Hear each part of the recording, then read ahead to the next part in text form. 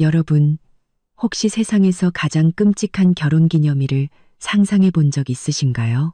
저는 제 결혼 5주년 기념일에 남편이 다른 여자의 배를 쓰다듬는 사진을 발견했습니다. 그리고 며칠 뒤 시어머니는 온 가족이 모인 자리에서 그 상간녀의 쌍둥이에게 30억 원을 상속하겠다고 선언했죠. 제가 그 자리에서 머리채를 잡고 울부짖으며 난리를 쳤을 것 같나요? 아니요. 저는 아무렇지 않게 미소 지으며 조용히 수화기를 들어 변호사에게 전화했습니다. 그 순간 시어머니와 남편의 표정이 어떻게 굳어갔는지, 이 지옥 같은 복수극의 결말이 궁금하지 않으신가요? 결혼 5주년 기념일의 촛불이 공기 중에서 희미하게 흔들리고 있었습니다. 제가 정성껏 차린 식탁을 비추고 있었죠.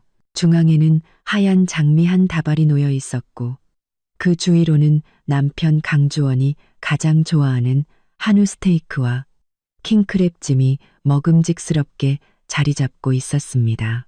디저트는 그가 사랑하는 블랙 포레스트 케이크였죠. 저는 일부러 일찍 퇴근해서 3시간이나 공들여 이 모든 것을 준비했습니다. 벽시계의 바늘이 조용히 9시를 지났습니다. 스테이크 표면의 기름은 자오님이 하얀 막처럼 굳어버렸죠. 저는 100번째로 휴대폰을 확인했지만 화면은 여전히 까맣고 아무런 메시지도 없었습니다. 드디어 휴대폰이 진동했습니다. 저는 거의 몸을 날리다시피 전화를 받았습니다. 여보, 어디야? 목소리에 담긴 기대와 서서히 번지는 실망감을 애써 억누르며 물었습니다. 윤서야, 오늘 밤에 갑자기 중요한 고객이 생겨서 서류 처리 때문에 야근해야 할 것 같아. 주원의 목소리는 전화기 너머로 단 한치의 미안함도 없이 평온하게 들려왔습니다. 먼저 먹어. 나 기다리지 말고. 옵비타. 심장이 쿵 하고 내려앉았습니다. 하지만 오늘 우리 결혼 5주년이잖아. 알아. 근데 일이 정말 많아서 빠질 수가 없어. 그가 제 말을 끊었습니다. 내일 챙기면 안 될까? 전화기 저편에서 희미하게 여자의 웃음소리가 들려왔고, 주원은 서둘러 일단 이렇게 끊을게 하고 전화를 끊어버렸습니다. 저는 식탁 앞에 멍하니 앉아 촛농이 은촛대 위로 한 방울씩 떨어져 기괴한 모양으로 굳어가는 것을 바라보았습니다. 5년의 결혼 생활, 3년째부터 기념일은 저 혼자만의 독백이 되어버렸습니다. 결국 저는 차갑게 식어버린 저녁 식사를 말없이 치우고 손도 대지 않은 블랙 포레스트 케이크를 쓰레기통에 던져버렸습니다. 녹아내린 크림이 마치 흐릿한 눈물 자국 같았습니다. 주말 병원 동료 모임에서 저는 억지로 기운을 내며 사람들과 인사를 나눴습니다. 소아과 김수간호사님이 제 어깨를 툭툭 치며 말했습니다. 서 선생님, 요즘 안색이 안 좋네. 강 선생님이 또 바빠서 집에 잘 안 들어오나 봐? 저는 애써 웃으며 대답했습니다. 외과 의사들이 다 그렇죠. 뭐, 아시잖아요. 내가 보기엔 말이야. 김수간호사님이 목소리를 낮췄습니다. 너희 이제 아이를 가져야 해. 남자는 아이가 생겨야 가정을 돌볼 줄 알게 된다니까. 저기 박 선생님 봐. 예전엔 매일 야근하더니 지금은 칼퇴해서 애보잖아. 저도 모르게 와인잔을 쥔 손에 힘이 들어갔습니다. 3년간 아이가 생기지 않는 것은 제 마음속에 가시였습니다. 검사 결과 우리 부부 모두 신체적으로는 아무 문제가 없었는데도 말이죠. 모임이 중반쯤 무르익었을 때 주원에게서 갑자기 수술이 잡혔으니 혼자 택시 타고 집에 가라는 문자가 왔습니다. 저는 동료들에게 작별 인사를 하고 외투를 챙기러 휴게실로 갔습니다. 그런데 옷걸이에 주원의 흰 가운이 그대로 걸려 있었습니다. 가져다 주려고 막 손을 뻗는 순간 가운 주머니에서 휴대폰 진동이 울렸습니다. 무시하려 했지만 끊임없이 울리는 진동의 병원에서 온 급한 연락일까 싶어 걱정이 됐습니다. 휴대폰을 꺼내자 화면에 여러 개의 메시지 미리 보기가 스쳐 지나갔습니다. 주원 씨, 오늘 아기가 엄청 세게 차요. 이름은 정했어요. 산부인과 검진 사진 메일로 보냈어요. 순간 온몸에 피가 굳는 것 같았습니다. 저는 통제 불능 상태로 떨리는 손가락으로 휴대폰 잠금을 풀었습니다. 비밀번호는 여전히 우리의 결혼기념일이었습니다. 비극적이게도 너무나 아이러니했죠. 눈앞에 펼쳐진 것은 젊은 여자의 셀카였습니다. 그녀는 상의를 살짝 걷어 올려 눈에 띄게 부른 배를 드러내고 있었습니다. 배경은 다름 아닌 우리 집 침실이었습니다. 가장 최근 사진은 지난주에 찍은 것이었습니다. 여자는 V자를 그리며 배의 하트 모양을 그려놓았고 주원이 그 배에 입을 맞추는 옆모습이 선명하게 보였습니다. 저는 떨리는 손으로 채팅 기록을 훑어내렸습니다. 임민아라는 이름의 이 여자는 이미 임신 7개월이었습니다. 그 말은 즉 제가 배란기에 맞춰 온갖 정성을 들이고 있을 때 제 남편은 이미 다른 여자에게 씨앗을 뿌리고 있었다는 뜻이었습니다. 갑자기 휴대폰을 확 낚아채는 손길에 고개를 들자 새하얗게 질린 주원의 얼굴이 보였습니다. 윤서야, 이건 내가 설명할 수 있어. 그의 목소리는 바싹 말라 있었습니다. 뭘 설명해? 제 목소리는 이상할 정도로 차분했습니다. 인턴벨을 어떻게 불렸는지, 아니면 내 침대에서 그 여자랑 만삭 사진을 찍은 거? 네가 생각하는 그런 게 아니야. 그가 제게 다가와 손을 잡으려 했습니다. 저는 한 걸음 뒤로 물러섰습니다. 5년간 한 침대에서 잠들었던 이 남자가 갑자기 너무나 낯설게 느껴졌습니다. 내 몸에 손대지 마. 오늘 밤엔 집에 들어올 생각하지 마. 병원을 나서자 차가운 밤비가 얼굴을 때렸습니다. 그제야 제가 눈물을 흘리고 있다는 것을 깨달았죠. 택시를 잡아타고 저는 기계적으로 절친 최지은의 주소를 말했습니다. 지은이는 이혼 전문 변호사입니다. 제가 한밤중에 비를 쫄딱 맞고 나타나자 두말 없이 저를 집 안으로 끌어들였습니다. 따뜻한 차가 손에 쥐어지자 저는 마침내 무너져 내렸습니다. 나 이혼할래. 저는 흐느끼며 말했습니다. 지은이는 침착하게 모든 이야기를 듣고는 고개를 저었습니다. 지금 이혼하면 그 인간들만 좋은 일 시키는 거야. 넌 증거가 필요해. 철저한 계획도. 그녀는 제 차가운 손을 꽉 잡으며 말했습니다. 윤서야, 지금 얼마나 고통스러울지 알아. 하지만 냉정해져야 해. 먼저 증거부터 모으고 그 여자가 어떤 사람인지 파악해야 해. 그날 밤 저는 지은이네 집 객실에 누워 뜬 눈으로 밤을 새웠습니다. 5년의 결혼 생활은 결국 정교하게 짜인 거짓말에 불과했습니다. 다음 날 저는 아무 일 없었다는 듯 집으로 돌아왔습니다. 주원은 밤새 들어오지 않았고 집은 무서울 정도로 고요했습니다. 저는 체계적으로 우리 부부의 공동 계좌, 신용카드 명세서, 이메일 등 그의 행적을 추적할 수 있는 모든 단서를 샅샅이 뒤지기 시작했습니다. 3일 후 저는 임민아에 대한 기본적인 정보를 파악했습니다. 22살, 주원과 같은 병원의 인턴. 집안은 평범했지만 SNS에는 온통 명품으로 도배되어 있었죠. 더 충격적인 것은 시어머니 박봉란 여사가 이 모든 사실을 이미 알고 있었다는 것이었습니다. 시어머니의 은행 계좌에서 매달 정기적으로 임민아에게 영양비 명목의 돈이 이체되고 있었습니다. 다음 행동을 고민하고 있을 때 시어머니에게서 갑자기 전화가 걸려왔습니다. 제가 3년 전부터 아이를 갖지 못하자 시어머니의 태도는 날이 갈수록 차가워졌는데 이번에는 이상할 정도로 다정했습니다. 윤서야, 이번 주말에 집에서 가족 모임할 건데 꼭 와야 한다. 그녀의 목소리에는 감출 수 없는 흥분이 서려 있었습니다.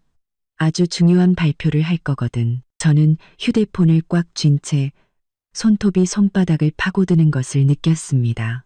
네, 어머님, 꼭 시간 맞춰 갈게요. 전화를 끊고 저는 컴퓨터를 켜 임민아의 배경에 대해 더 깊이 파고들기 시작했습니다. 직감적으로 알 수 있었습니다. 시어머니가 말한 중요한 발표는 제 인생을 완전히 바꿔놓을 것이라는 걸. 그리고 저는 만반의 준비를 해야만 했습니다.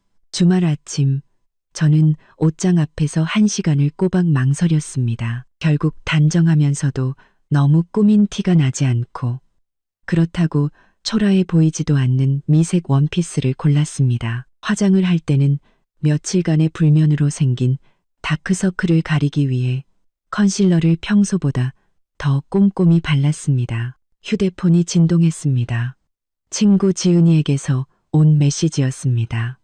오늘 무슨 일이 있어도 절대 흥분하지 마. 분노는 판단력을 흐리게 할 뿐이야. 저는 심호흡을 한번 하고 답장을 보냈습니다. 알아, 오늘은 정보 수집의 날일 뿐이야. 주원은 밤새 들어오지 않았으면서 약속한 시간에는 정확히 저를 데리러 집 앞에 나타났습니다. 작년에 제가 선물한 짙은 남색 정장에 넥타이까지 완벽하게 매고 있었죠. 한때 저를 설레게 했던 그의 엘리트적인 모습이 지금은 역겹기만 했습니다. 윤서야, 우리 얘기 좀. 그가 제 가방을 받아주려 손을 뻗었습니다. 저는 몸을 살짝 비켜 엘리베이터로 향했습니다. 사람들 다 듣는 데서 연기하지 마. 이웃들이 듣겠어. 차 안은 숨막히는 침묵으로 가득했습니다. 주원은 몇 번이나 말을 꺼내려다 그만두고는 결국 라디오를 켰습니다. 교통방송 진행자의 명랑한 목소리가 행복한 결혼 생활을 유지하는 방법에 대해 떠드는 것이 아이러니하게 들렸습니다. 시댁은 평창동의 단독주택이었습니다.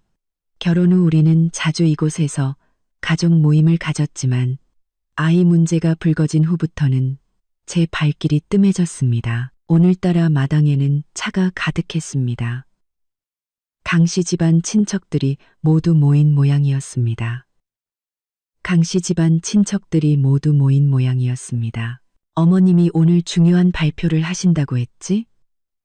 제가 일부러 아무렇지 않은 척 물었습니다. 주원은 운전대를 쥔 손가락에 힘을 주었습니다. 그게 너랑 임민아에 관한 일이야. 제가 그를 쳐다보며 직접적으로 묻자 그의 얼굴이 순간 새하얗게 질렸습니다. 걱정 마. 오늘 소란 피울 생각 없으니까. 저는 백미러를 보며 머리를 정리했습니다. 진짜 재밌는 건 이제부터 시작일 테니. 문을 열어준 시어머니의 얼굴에는 보기 드문 미소가 가득했습니다. 화려한 붉은색 한복을 곱게 차려입고 머리도 새로 했는지 평소보다 10살은 젊어 보였습니다. 왔구나. 어서 들어오렴. 너희만 기다리고 있었다. 그녀는 다정하게 제 손을 잡았지만 제 눈은 애써 피하는 게 느껴졌습니다. 거실에는 10대 명의 사람들이 앉아 있었습니다. 주원의 고모, 삼촌, 사촌 형제자매까지 모두 와 있었죠. 저를 보는 그들의 눈빛에는 기묘한 연민이 가득했고 몇몇 어린 사촌 동생들은 아예 저와 눈도 마주치지 못했습니다. 공기 중에는 기이한 기대감이 감돌았습니다. 미나는 어디 있니? 시어머니가 주위를 둘러보며 목소리를 높여 물었습니다. 식당 쪽에서 애교 섞인 대답이 들려왔습니다. 어머님, 저 여기 있어요. 모든 사람의 시선이 그쪽으로 쏠렸습니다. 임민아가 허리를 짚으며 천천히 걸어 나왔습니다. 7개월 된 배는 딱 붙는 원피스 아래로 봉긋하게 솟아 있었습니다. 20살 남짓한 나이에 피부는 빛이 났고 탐스러운 웨이브 머리는 정성껏 손질한 티가 났습니다. 손목에는 제게도 익숙한 까르띠에 팔찌가 채워져 있었습니다. 지난달 주원이 중요한 고객의 아내에게 줄 선물이라고 했던 바로 그 팔찌였습니다. 미나야, 이리 와서 앉으렴. 시어머니는 살갑게 그녀를 부축해 상석 옆자리로 안내했습니다. 원래는 제 자리였죠. 저는 그 자리에 서서 온몸에 피가 역류하는 것을 느꼈습니다. 주원은 슬그머니 저에게서 가장 먼 구석으로 가 마치 구경꾼처럼 서 있었습니다. 모두들 시어머니가 손뼉을 치며 승리감에 찬 기쁨을 감추지 못하고 말했습니다. 오늘 여러분을 모은 것은 두 가지 좋은 소식을 전하기 위해서입니다.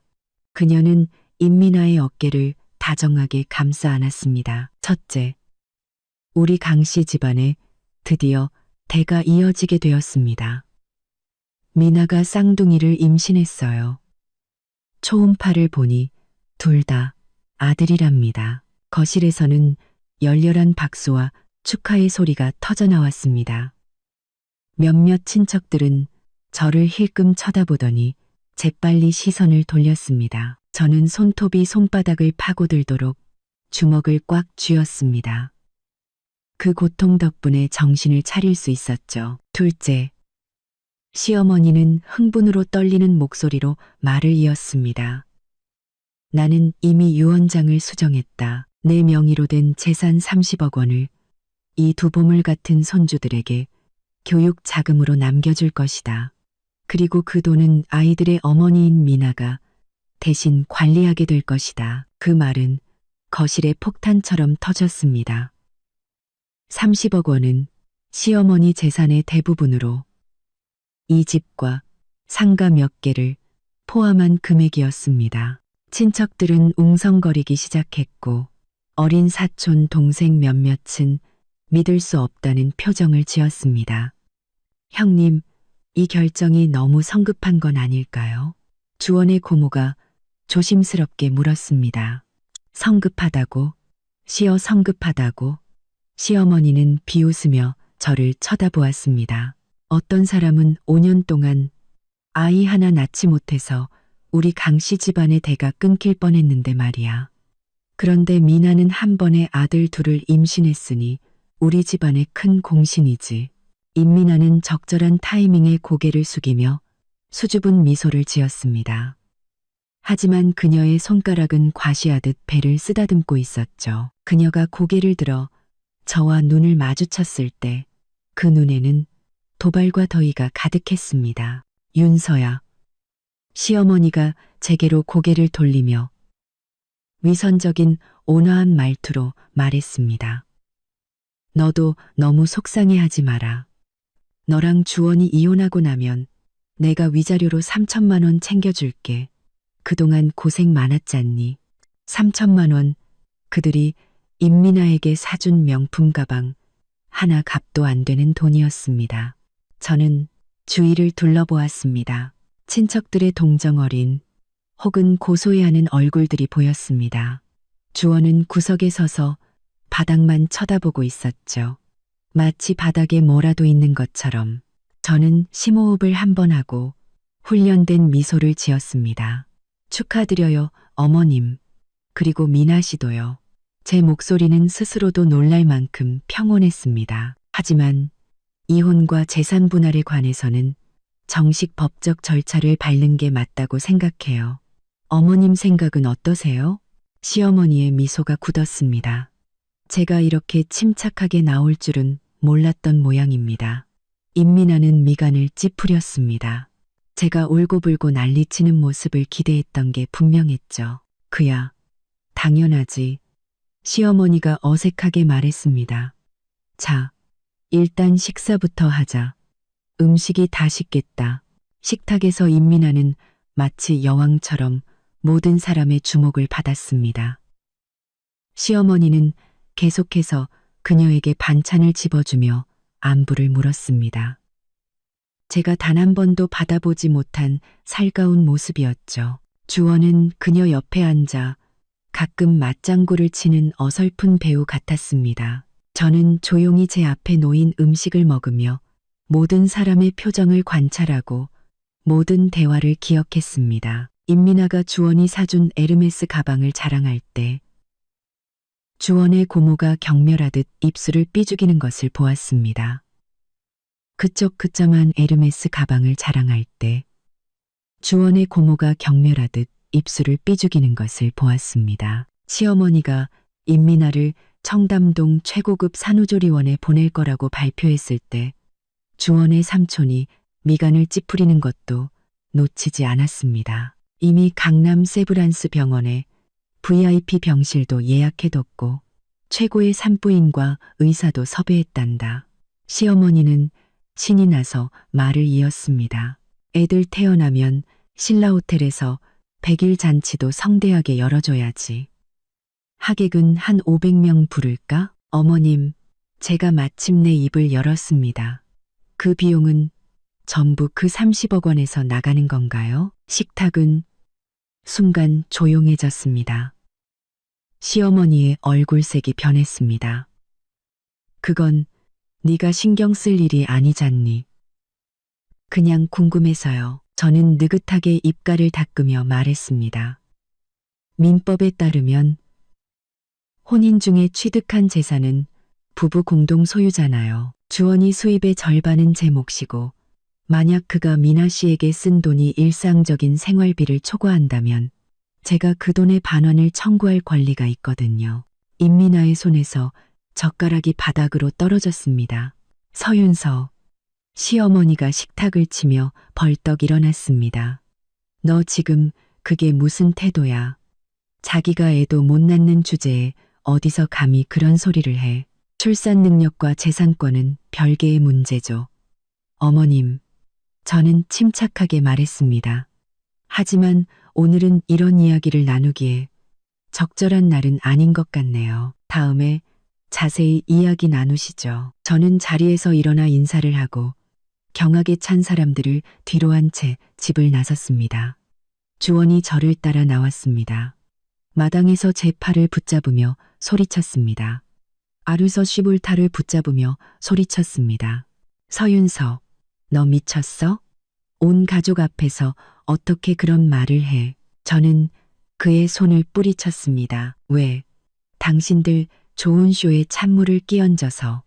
저는 그에게 한 걸음 다가가 억눌렀던 분노를 조금 드러냈습니다. 강주원, 나 당신이랑 5년 동안 결혼해서 맨손으로 시작하는 거 다 도왔어.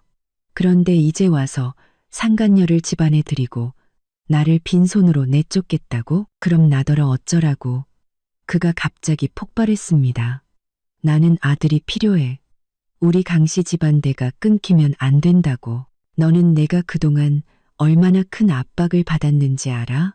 저는 그의 일그러진 얼굴을 보며 문득 비참한 기분이 들었습니다. 강하고 책임감 있다고 믿었던 이 남자는 사실 뼛속까지 비겁한 겁쟁이였습니다. 압박? 저는 비웃었습니다. 그래서 선택한 게 기만과 배신이야. 좋아, 강주원.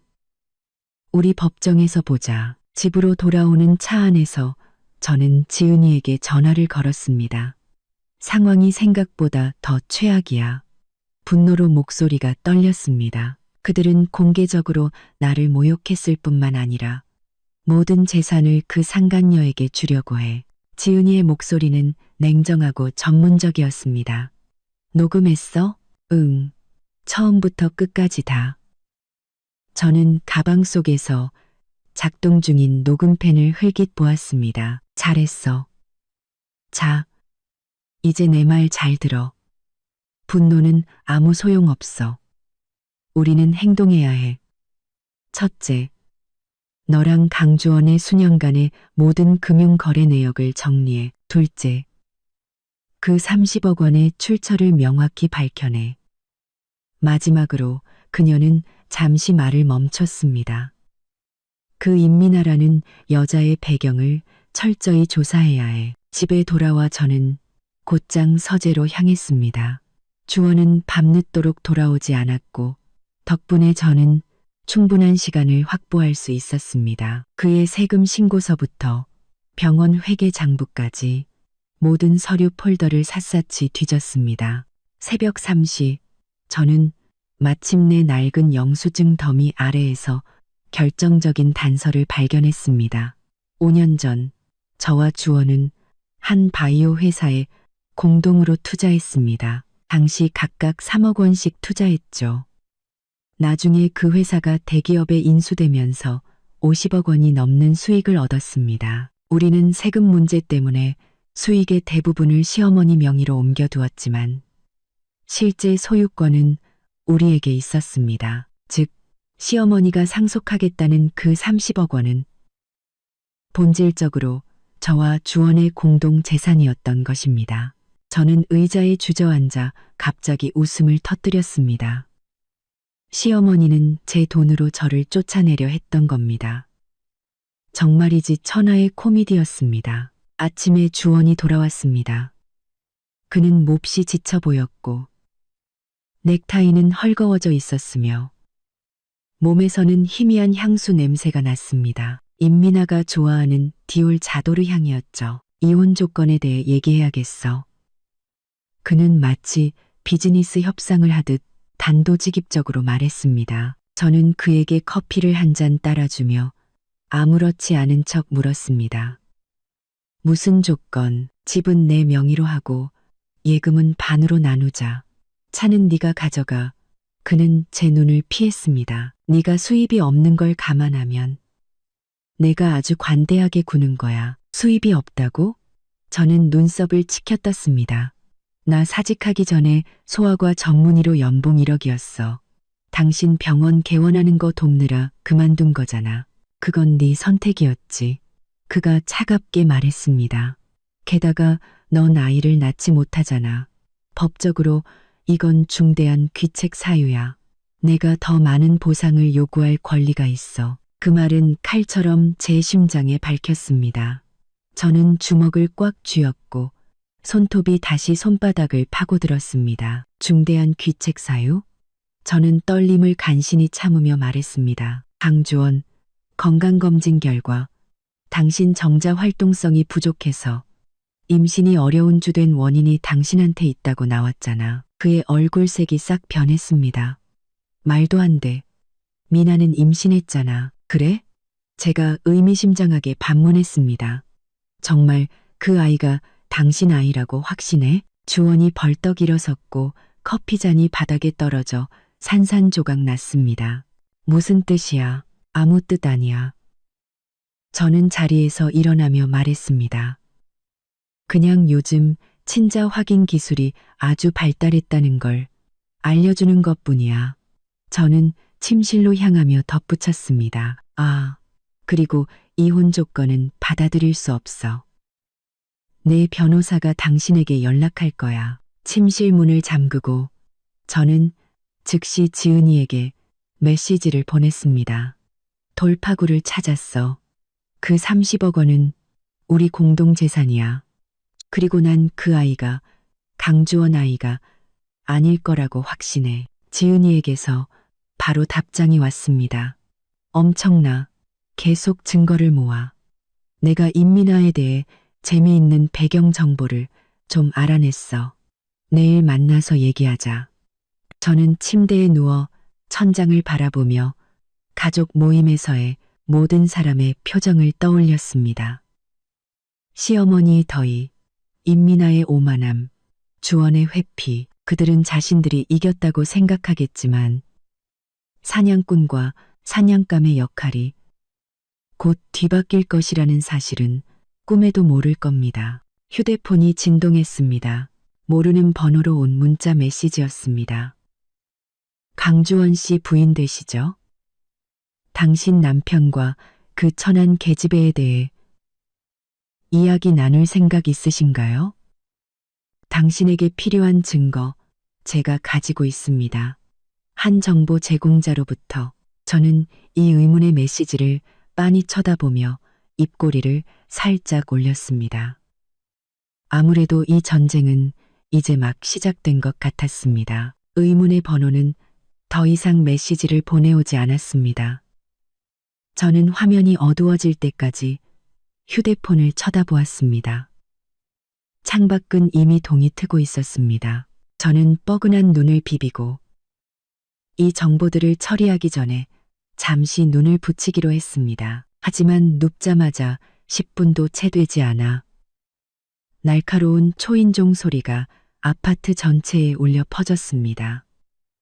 문구멍으로 내다보니 주원의 사촌 동생인 강주미가 서 있었습니다. 얼굴이 몹시 창백했죠. 새언니, 저 좀 들어가도 될까요?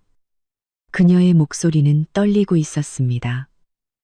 드릴 중요한 말씀이 있어요. 문을 열어주자 주미는 곧장 제 팔을 붙잡았습니다. 언니, 이 막장 드라마를 막아야 해요. 큰어머니가 그 임민아라는 여자한테 완전히 홀렸어요. 일단 앉아서 얘기해. 저는 그녀에게 물 한 잔을 건네며 물었습니다. 무슨 일이야? 주미는 가방에서 USB 하나를 꺼냈습니다. 이 안에 임민아 자료가 있어요. 제 남자친구가 경찰서에서 일하는데 부탁해서 알아본 거예요. 그녀는 입술을 깨물었습니다. 그 여자 상간녀 짓이 처음이 아니에요. 작년에도 IT 회사 대표랑 바람나서 아파트 한 채 뜯어내고 헤어졌대요. 저는 USB를 받아들며 심장이 빠르게 뛰는 것을 느꼈습니다. 증거는? 네, 이체 기록이랑 녹음 파일 몇 개가 있어요. 주미가 목소리를 낮췄습니다. 가장 소름 돋는 건 그때도 임신했다고 주장했는데 집 받고 나서는 갑자기 유산했다고 했대요. 저는 눈을 가늘게 떴습니다. 그럼 이번에도 같은 수법을 쓰는 걸 수도 있겠네. 그뿐만이 아니에요. 주미가 제게 가까이 다가와 속삭였습니다.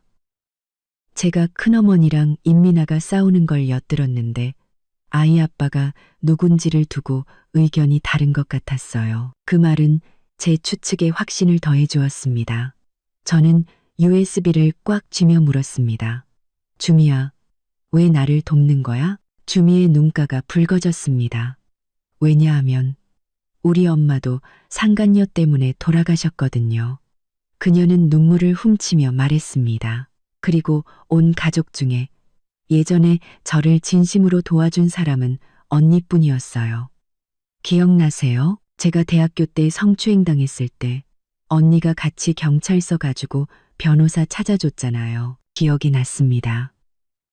3년 전 주미가 교수에게 성추행을 당했을 때 온 가족이 조용히 넘어가라고 했지만 저만은 끝까지 정의를 찾아야 한다고 주장했었죠. 고마워, 주미야.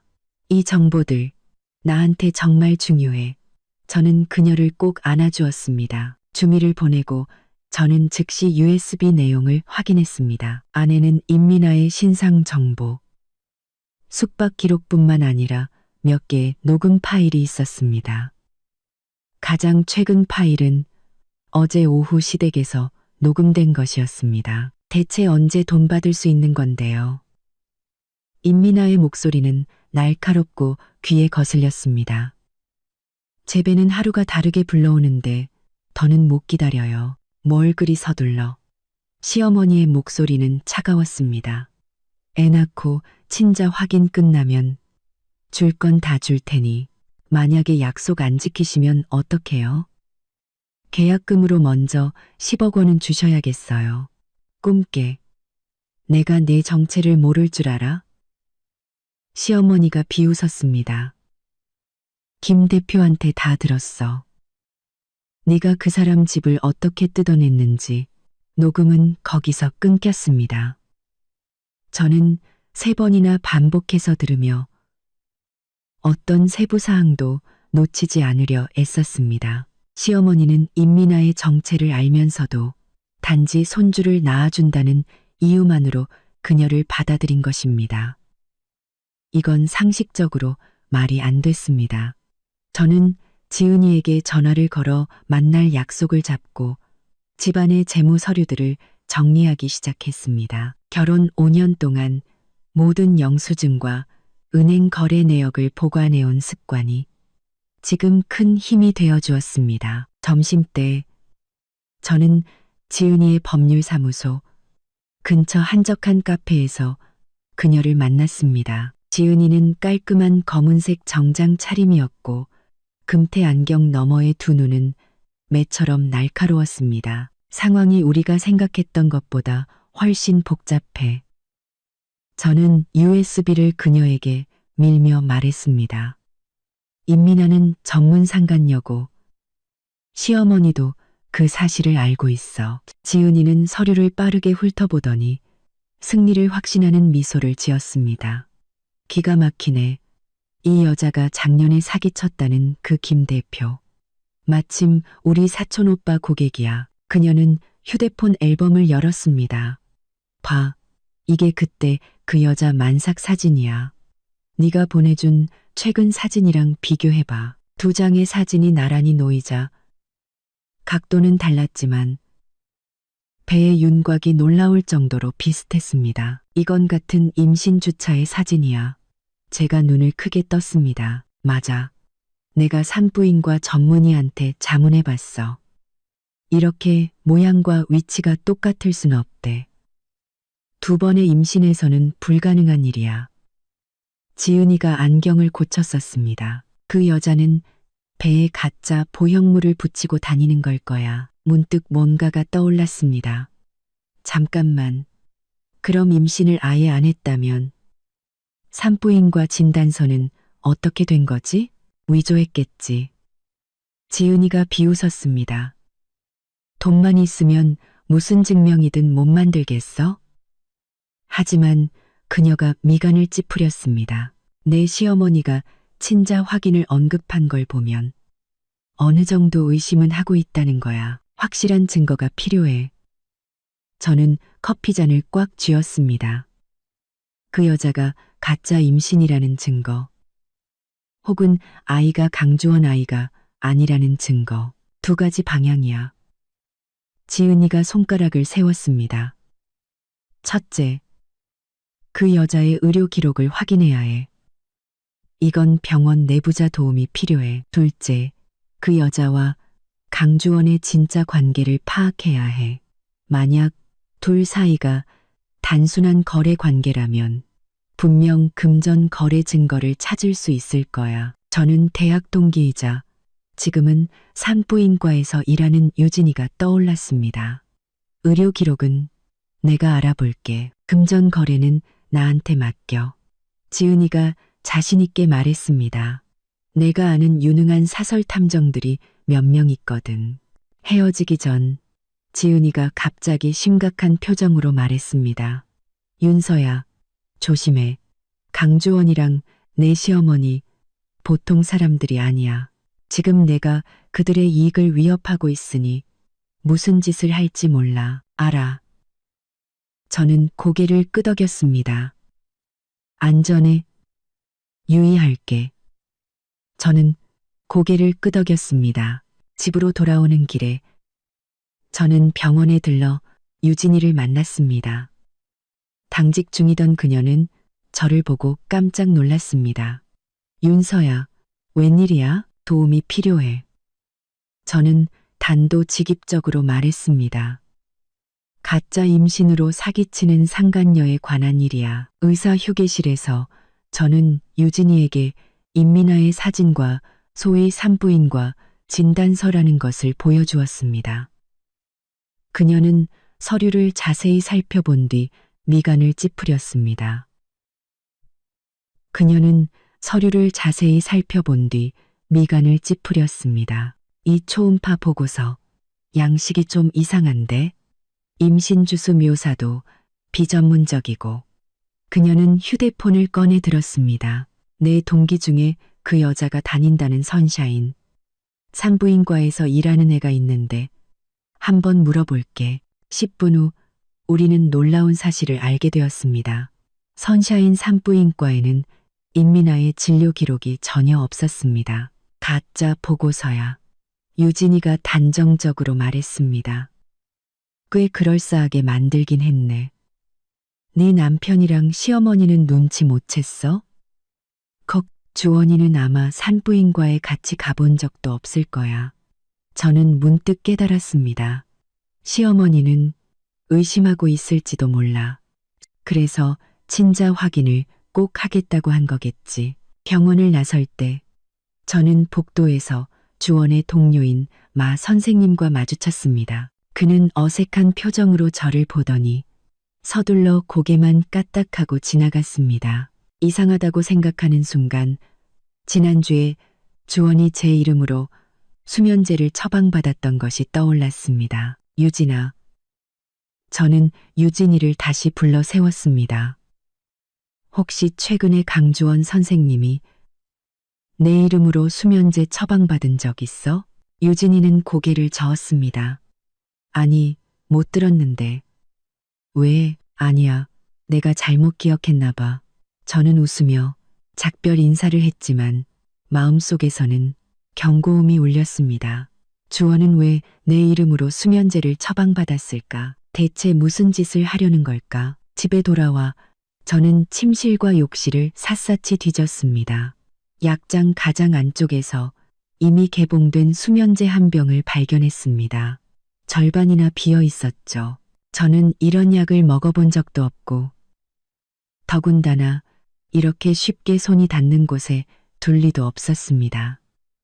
끔찍한 생각이 머릿속을 스쳤습니다. 그가 몰래 나에게 약을 먹이고 있었던 건 아닐까? 저는 즉시 약병을 숨기고 지은이에게 암호화된 메시지로 상황을 알렸습니다. 그녀는 당장 집을 나와서 지내라고 했지만 저는 거절했습니다. 지금 집을 나가면 그가 눈치챌 것이고 저는 더 많은 증거가 필요했습니다. 저녁에 주원은 드물게 일찍 귀가했습니다.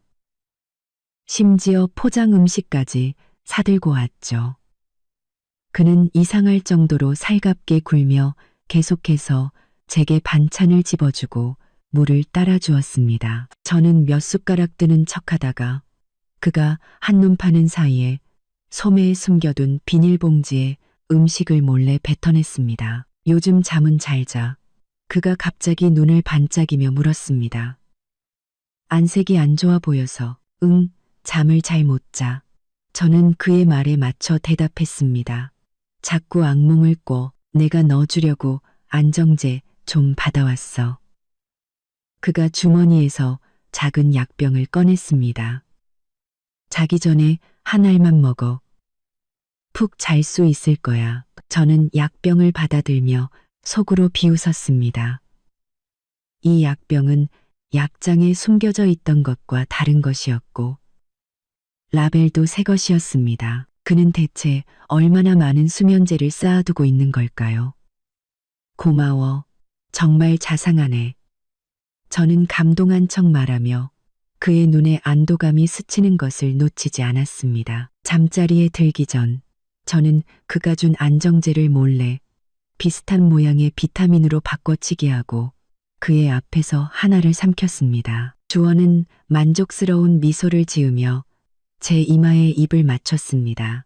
푹 쉬어. 그날 밤 저는 깊이 잠든 척하면서도 온 신경을 곤두세우고 있었습니다. 새벽 2시 주원이 조용히 일어나 휴대폰을 들고 베란다로 나갔습니다. 저는 소리 없이 그를 따라가 커튼 뒤에 숨어엿들었습니다. 더 이상 미룰 수 없어. 그녀가 이미 의심하기 시작했어. 그가 목소리를 낮춰 말했습니다. 약효가 너무 약해. 더 직접적인 방법이 필요해. 심장이 북처럼 울리고 손바닥에서 식은땀이 흘렀습니다. 그가 나를 살해할 계획을 세우고 있는 걸까? 미나 쪽은 네가 잘 처리해. 빨리 돈을 받아내야 해. 그가 계속 말했습니다. 어머니 쪽은 내가 알아서 할게. 유 원장은 반드시 고쳐야 해. 통화가 끝난 후 그는 침실로 돌아와 한참 동안 침대 옆에 서서 저를 내려다보았습니다.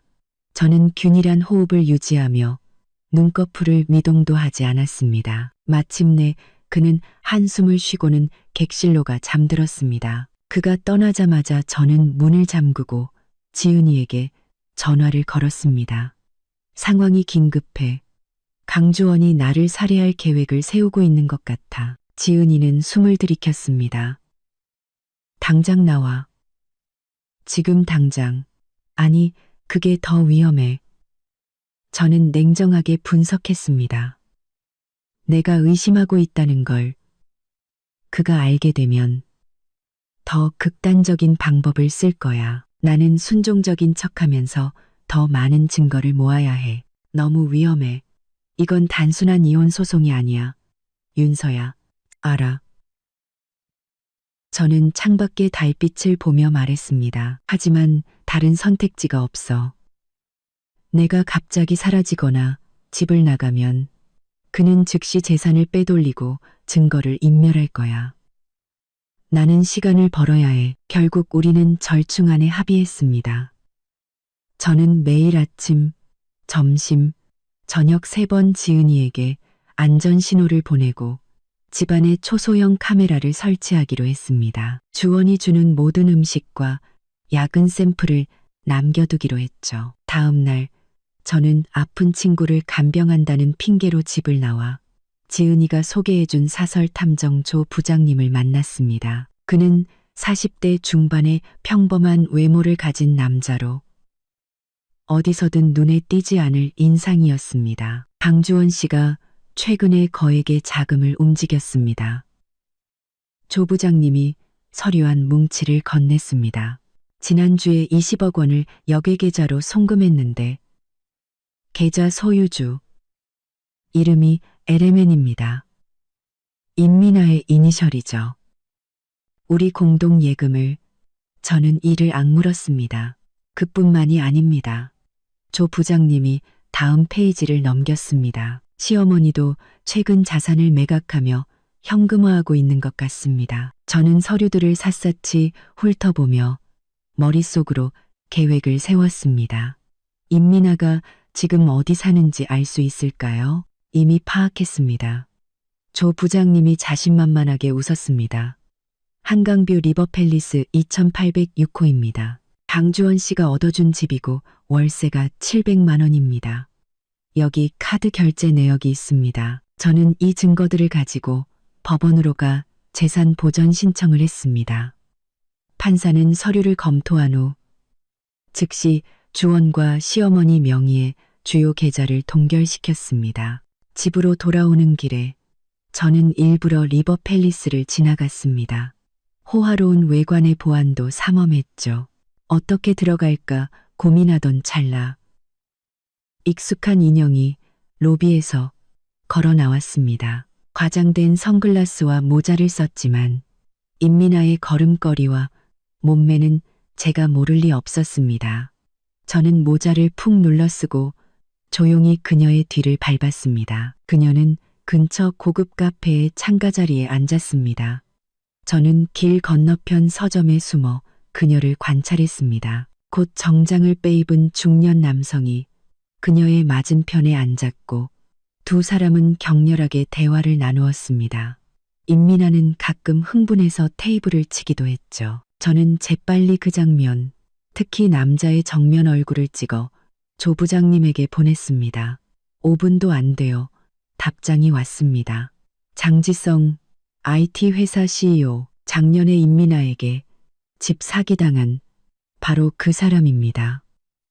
임민아의 사업 범위는 생각보다 훨씬 넓었습니다. 자리를 뜨려는데 임민아가 가방에서 서류철을 꺼내 장지성에게 밀어주는 것이 보였습니다. 그는 서류를 한번 훑어보더니 얼굴색이 변했고 이내 수표 한 장을 써서 그녀에게 건넸습니다. 너무 멀어서 서류 내용은 보이지 않았지만 직감적으로 이것이 결정적인 증거가 될 수 있음을 느꼈습니다. 저는 즉시 조 부장님에게 전화를 걸었습니다. 방금 임민아가 장지성에게 넘긴 서류 내용 어떻게든 알아낼 수 있을까요?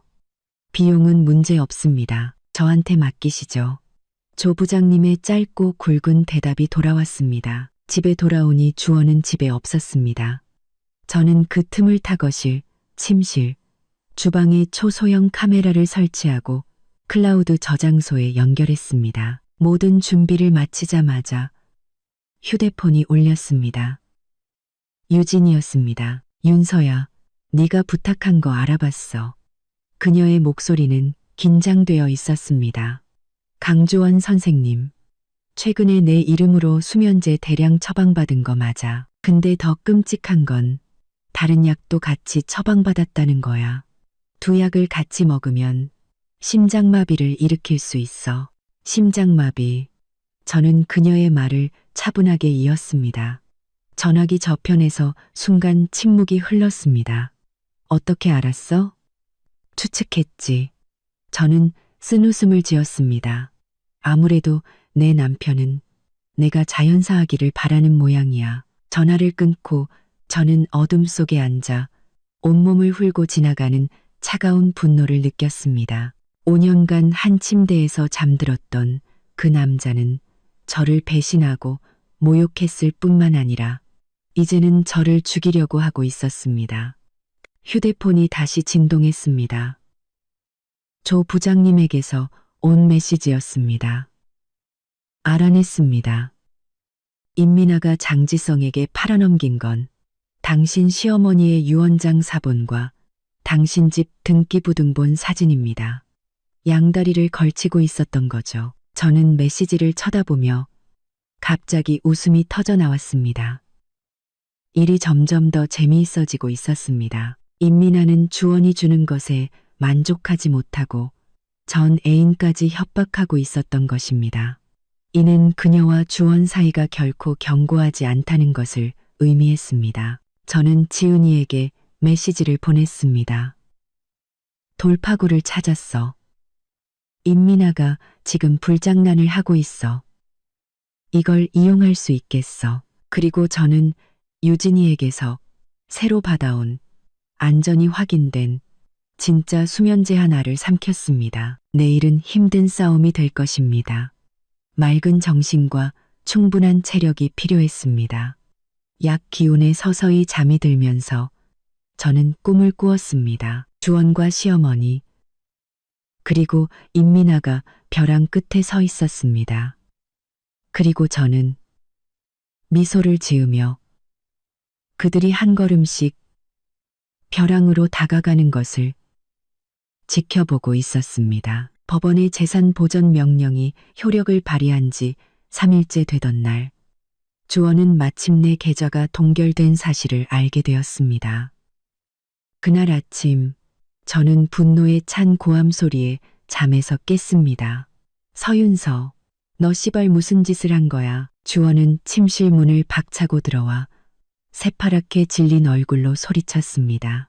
그는 휴대폰을 흔들며 외쳤습니다. 내 계좌가 왜 동결된 거냐고. 저는 막잠에서 깬 척 눈을 비비며 일어났습니다. 무슨 계좌? 모르는 척하지 마. 그가 휴대폰을 침대 옆에 내던졌습니다. 화면에는 은행에서 보낸 동결 통지 문자가 떠 있었습니다. 네가 꾸민 짓이지. 저는 휴대폰을 들어 자세히 보는 척하다가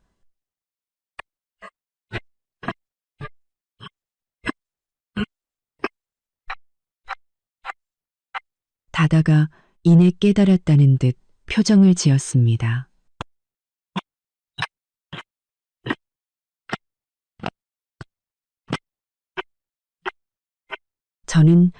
저는 그를 침착하게 바라보며 말했습니다.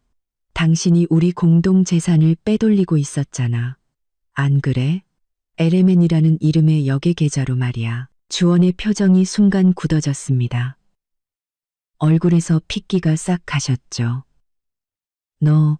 네가 어떻게, 당신이 임민아한테 돈 보내는 거 내가 모를 줄 알았어?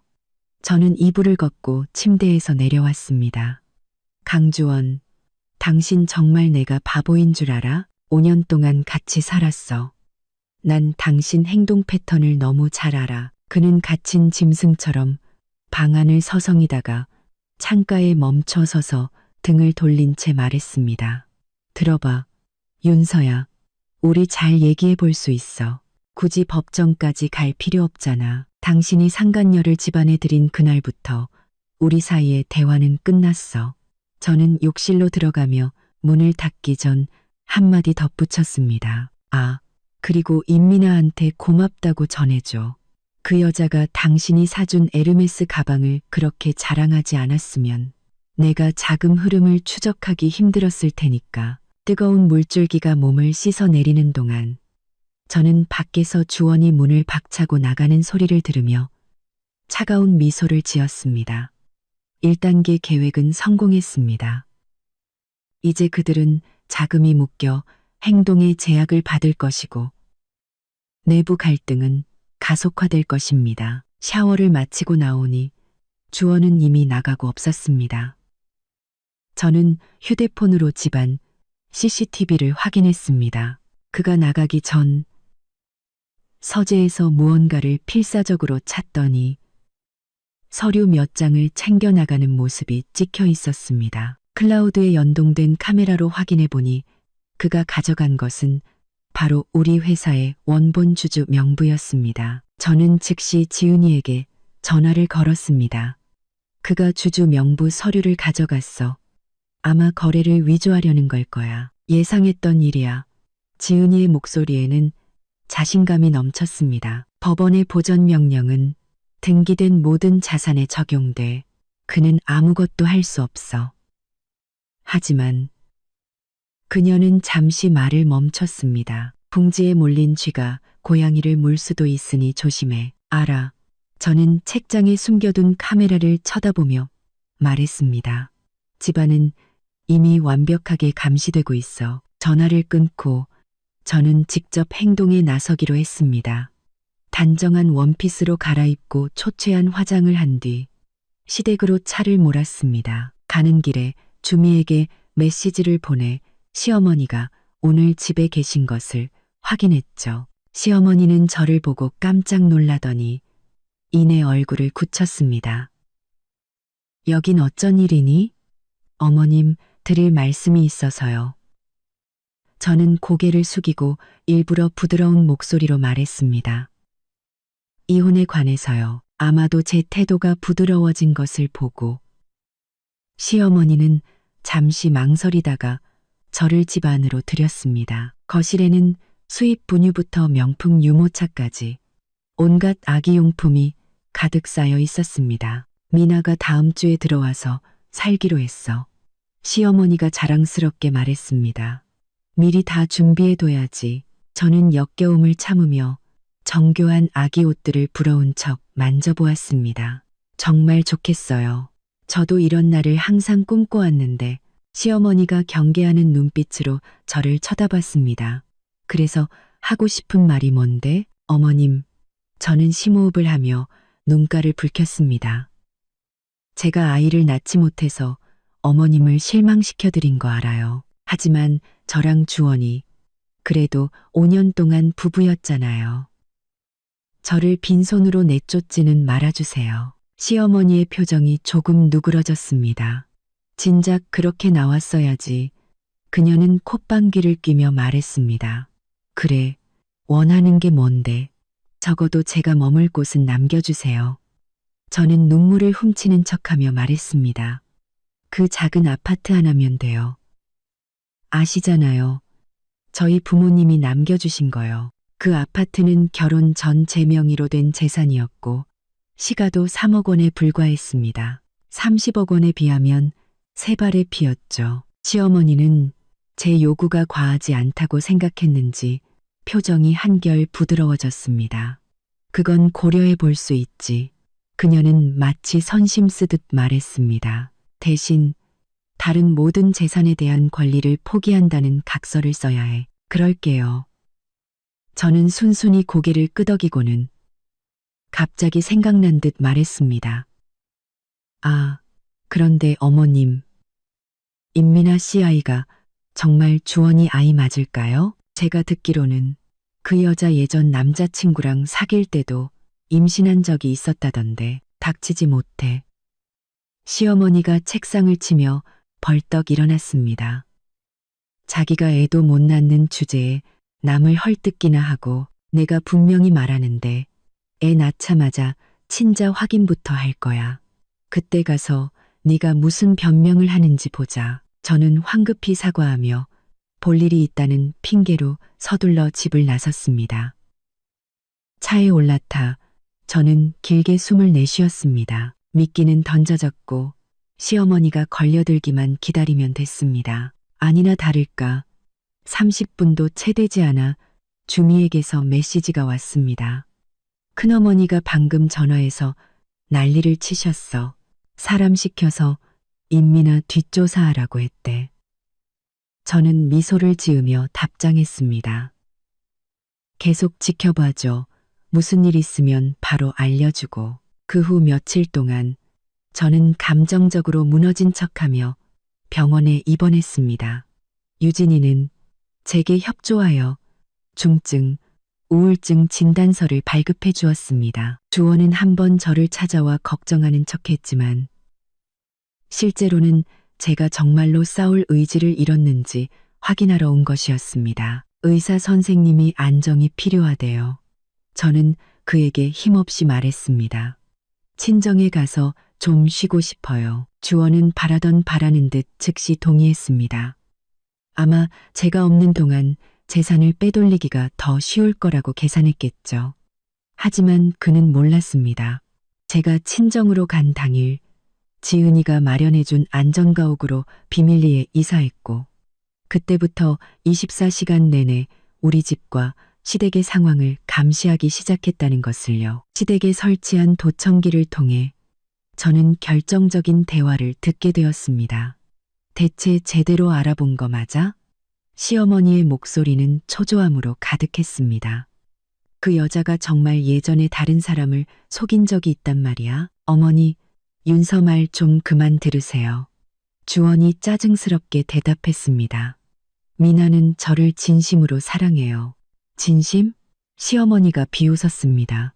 그런데 왜 사설 탐정이 찍어온 사진에는 그 여자가 그저께 밤에 다른 남자랑 호텔에 들어가는 게 찍혔을까? 잠시 침묵이 흐른 후 주원이 나지막이 욕설을 내뱉는 소리가 들렸습니다. 그리고 시어머니가 계속해서 따졌습니다. 내 계좌는 왜 동결된 거야? 서윤서가 뭔가 알아낸 거 아니야? 별일 아니에요. 제가 해결할 수 있어요. 해결? 어떻게? 시어머니의 목소리가 갑자기 커졌습니다.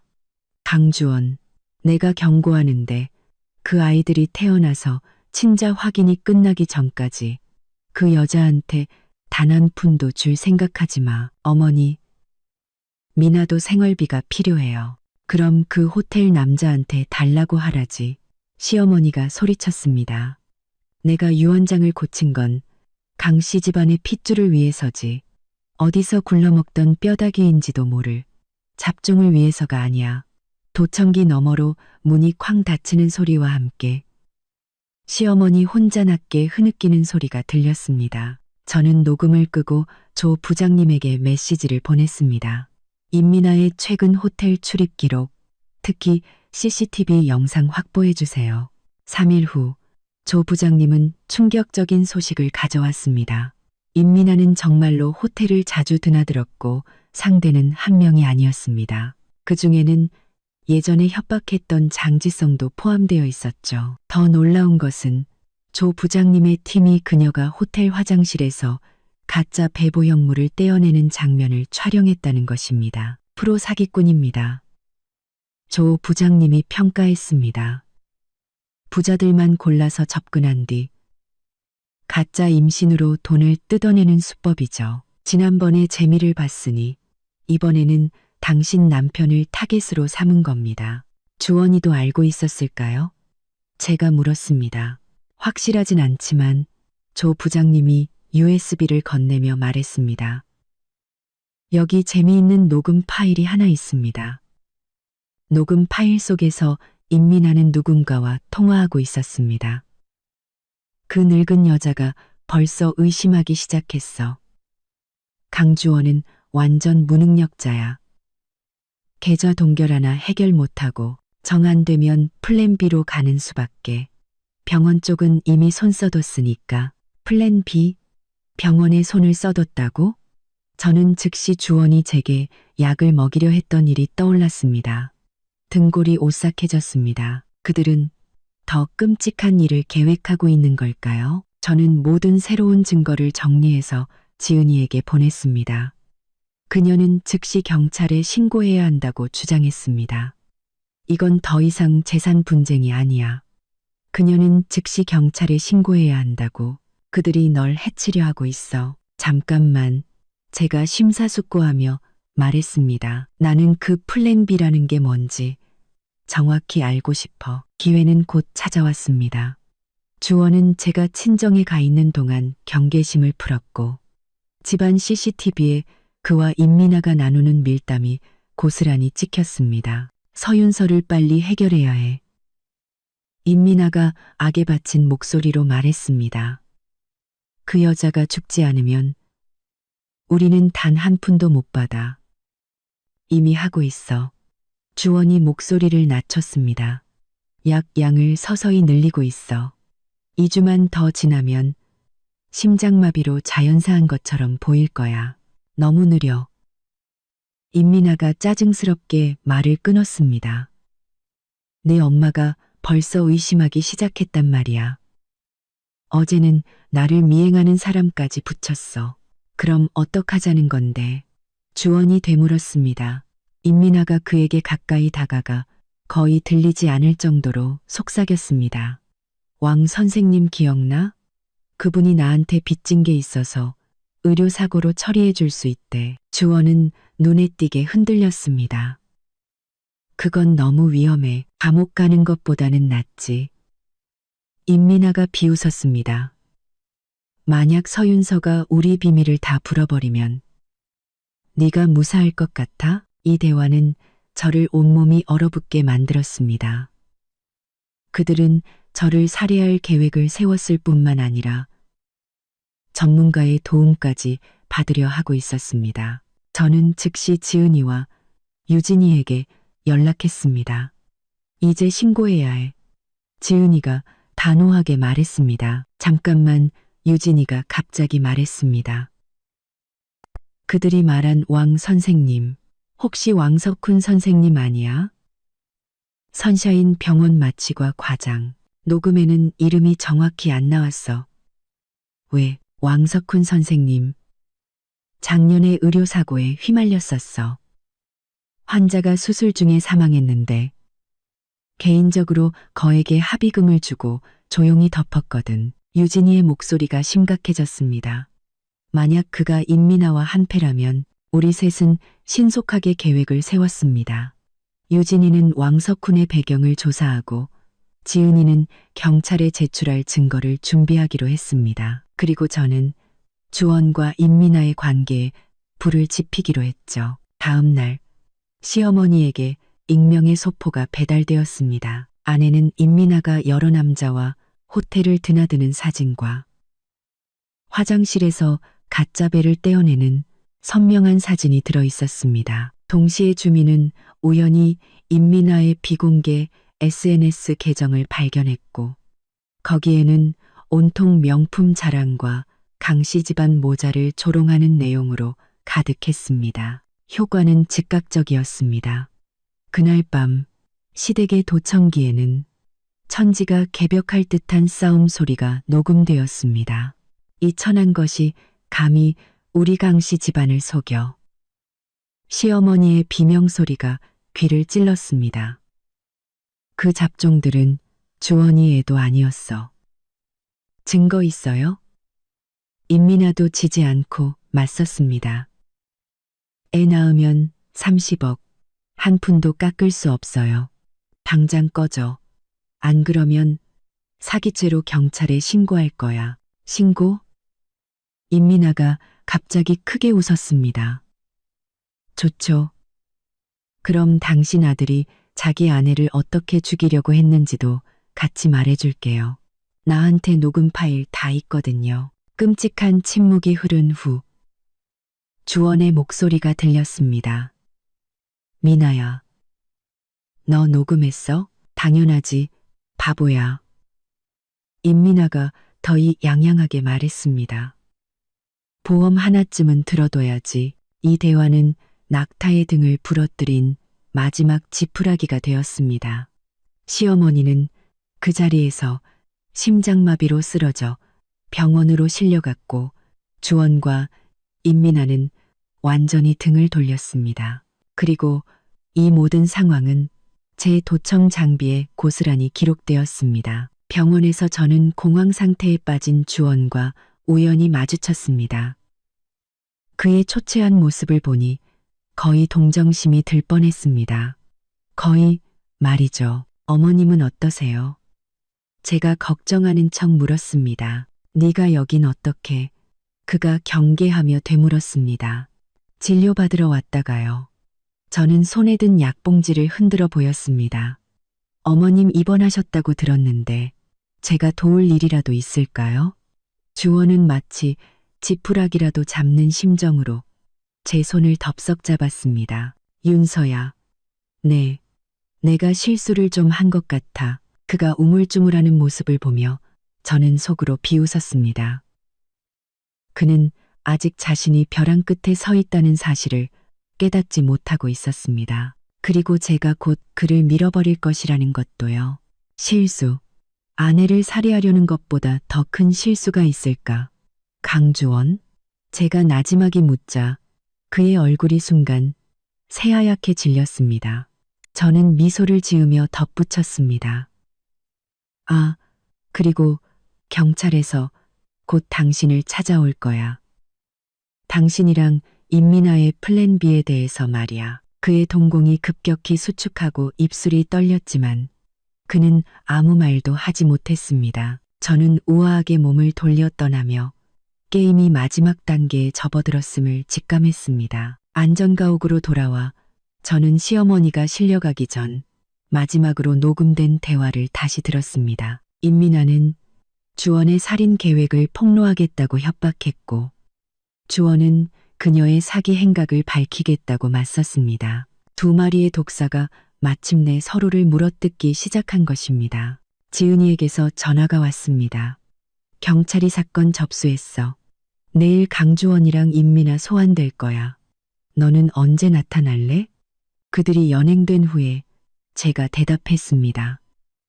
아, 왕석훈 쪽은 어떻게 됐어? 생각보다 더 심각해. 지은이의 목소리가 무겁게 가라앉았습니다. 지난 3년 동안 그의 환자 중에서 의심스러운 수술 중 사망 사건이 4건이나 있었어. 유진이 말로는 그중 최소 2건은 명백한 의료과실 흔적이 있대. 저는 휴대폰을 꽉 쥐었습니다.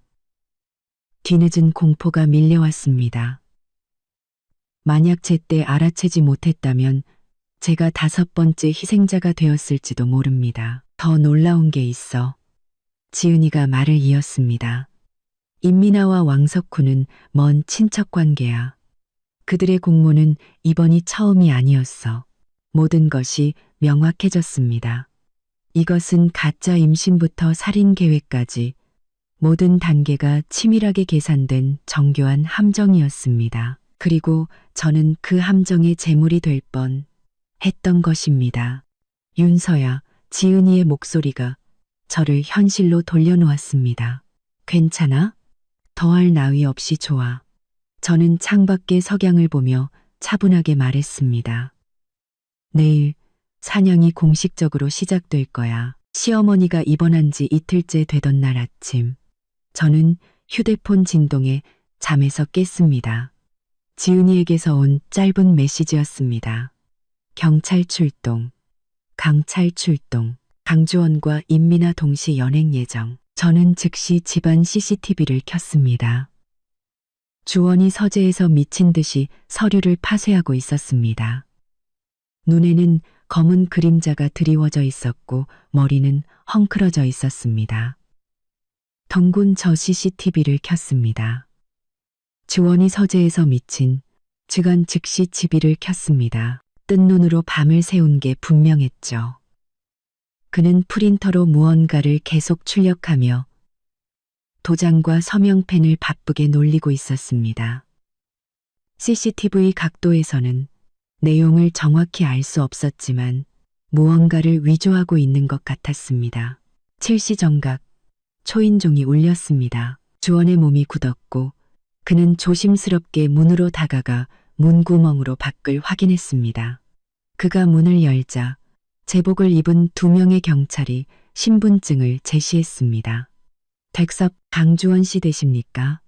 저희가 몇 가지 여쭤볼 것이 있어 협조를 요청드립니다. 주원의 등이 뻣뻣하게 굳었습니다. 무슨 일이죠? 저 바쁩니다. 살인 미수 및 의료기록 위조 혐의에 관한 것입니다. 나이든 경찰이 평온하지만 거부할 수 없는 위험을 담아 말했습니다. 협조해 주시죠. 주원의 얼굴이 새하얗게 질리고 입술이 파르르 떨렸습니다. 그럴 리가요. 이건 오해입니다. 임민아 씨는 이미 저희 경찰서에 있습니다. 다른 경찰이 덧붙였습니다. 그 말은 주원의 마지막 저항 의지를 완전히 무너뜨렸습니다. 주원이 경찰에 연행되는 것을 확인하고 저는 CCTV를 끈 뒤 지은이에게 전화를 걸었습니다. 방금 그가 서류를 위조하고 있었어.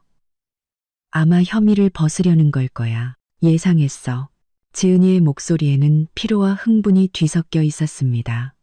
경찰의 압수수색 영장은 그의 사무실과 집을 모두 포함하고 있어. 사이버 수사팀이 그의 컴퓨터에서 삭제된 파일들을 복구하고 있는 중이야. 임민아는 더 기가 막히지. 지은이가 웃었습니다. 체포될 때 병원에서 산부인과 검진을 받고 있었는데 현장에서 딱 걸렸대. 의사 확인 결과 전혀 임신하지 않았고 배에 붙이고 있던 건 고급 실리콘 보형물이었어. 저는 길게 숨을 내쉬며 갑작스러운 탈진을 느꼈습니다. 몇 달간 이어진 악몽이 드디어 끝을 향해 가고 있었습니다. 나는 지금 병원에 가서 시어머니를 뵐게. 저는 말했습니다. 이제 모든 것을 끝낼 시간이야. 병원 복도에는 소독약 냄새가 가득했습니다.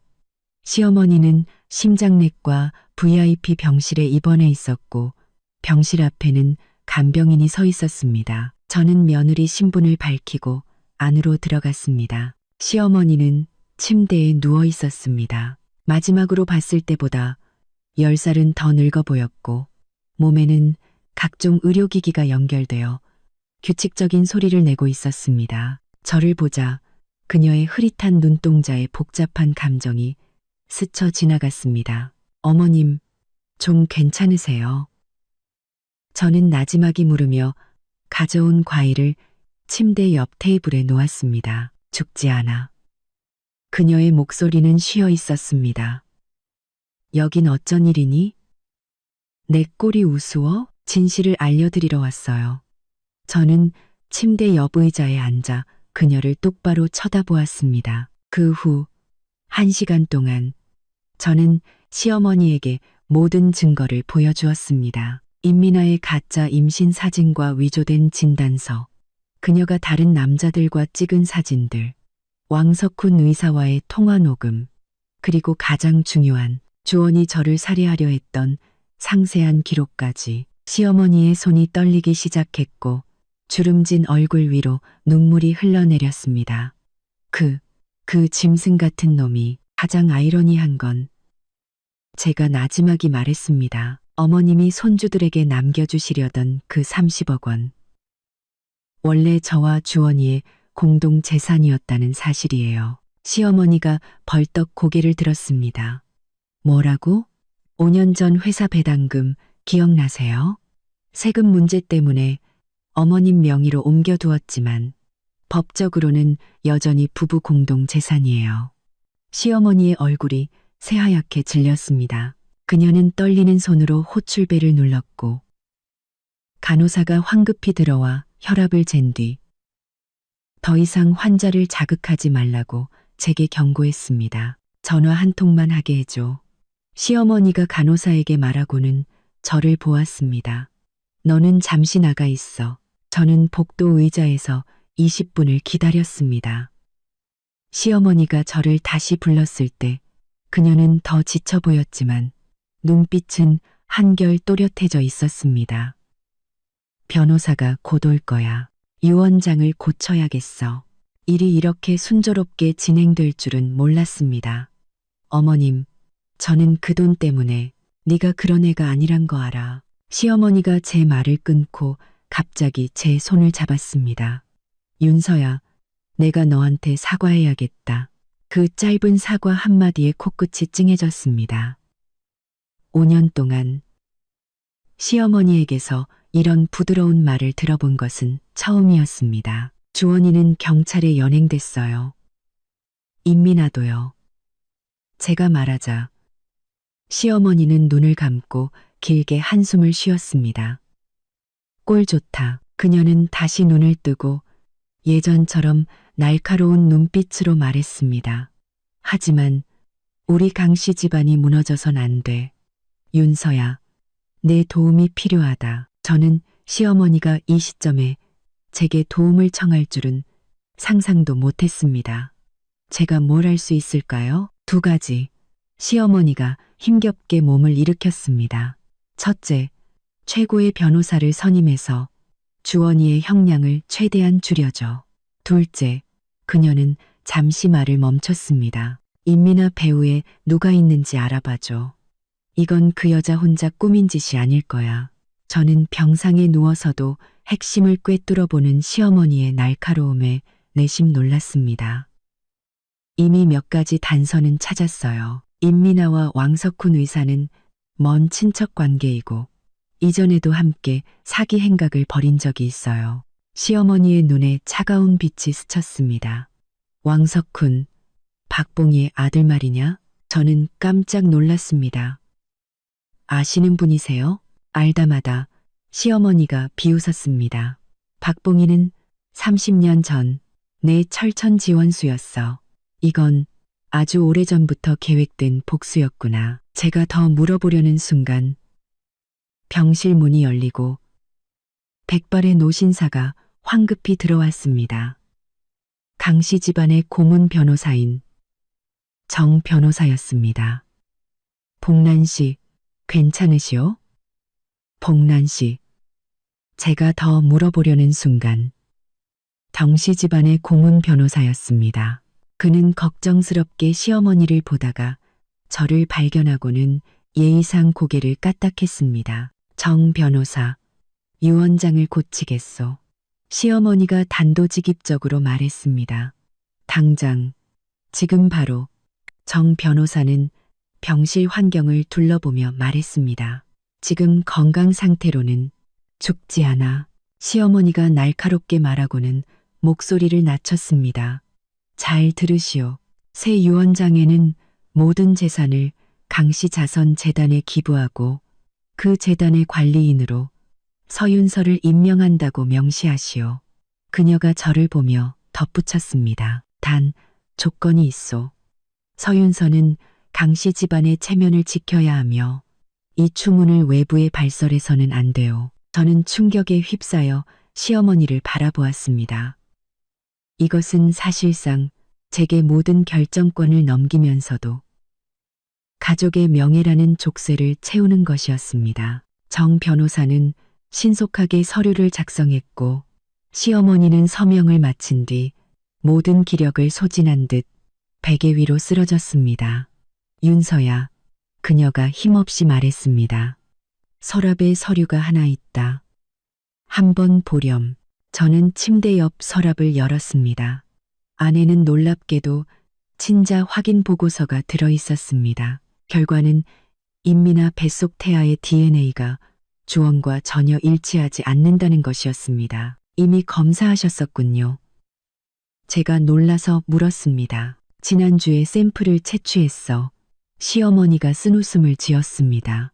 사람을 시켜 그 여자를 미행하게 했지. 그 여자가 버린 쓰레기에서 썼던 가짜 배를 찾아냈어.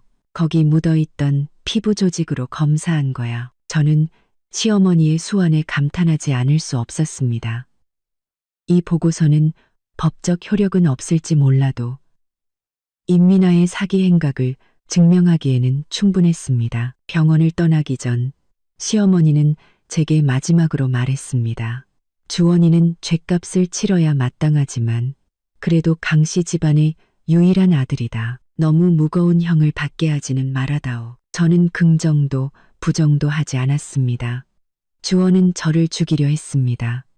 그 상처는 쉽게 아물 수 있는 것이 아니었습니다. 병원을 나서자 햇빛이 눈부시게 쏟아졌습니다.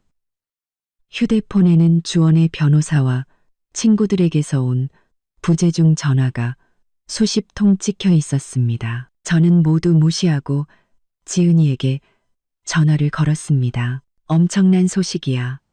시어머니가 유언장을 고쳤어. 모든 재산을 자선재단으로 돌리고 내가 관리하게 됐어. 전화기 저편에서 몇 초간 침묵이 흘렀습니다. 정말 예상 밖인데 무슨 조건은 없어? 강씨 집안의 체면을 지킬 것. 추문은 공개하지 말라고 하셨어. 제가 한숨을 쉬었습니다. 그리고 주원이의 형량을 최대한 줄여달라고 부탁하셨어. 그건 어렵겠는데. 지은이가 단호하게 말했습니다. 살인 미수는 중죄야. 증거도 확실하고 알아. 저는 관자놀이를 꾹꾹 눌렀습니다. 일단 경찰 신문 결과를 지켜보자. 오후에 저는 가족 자격으로 경찰서에 갔습니다.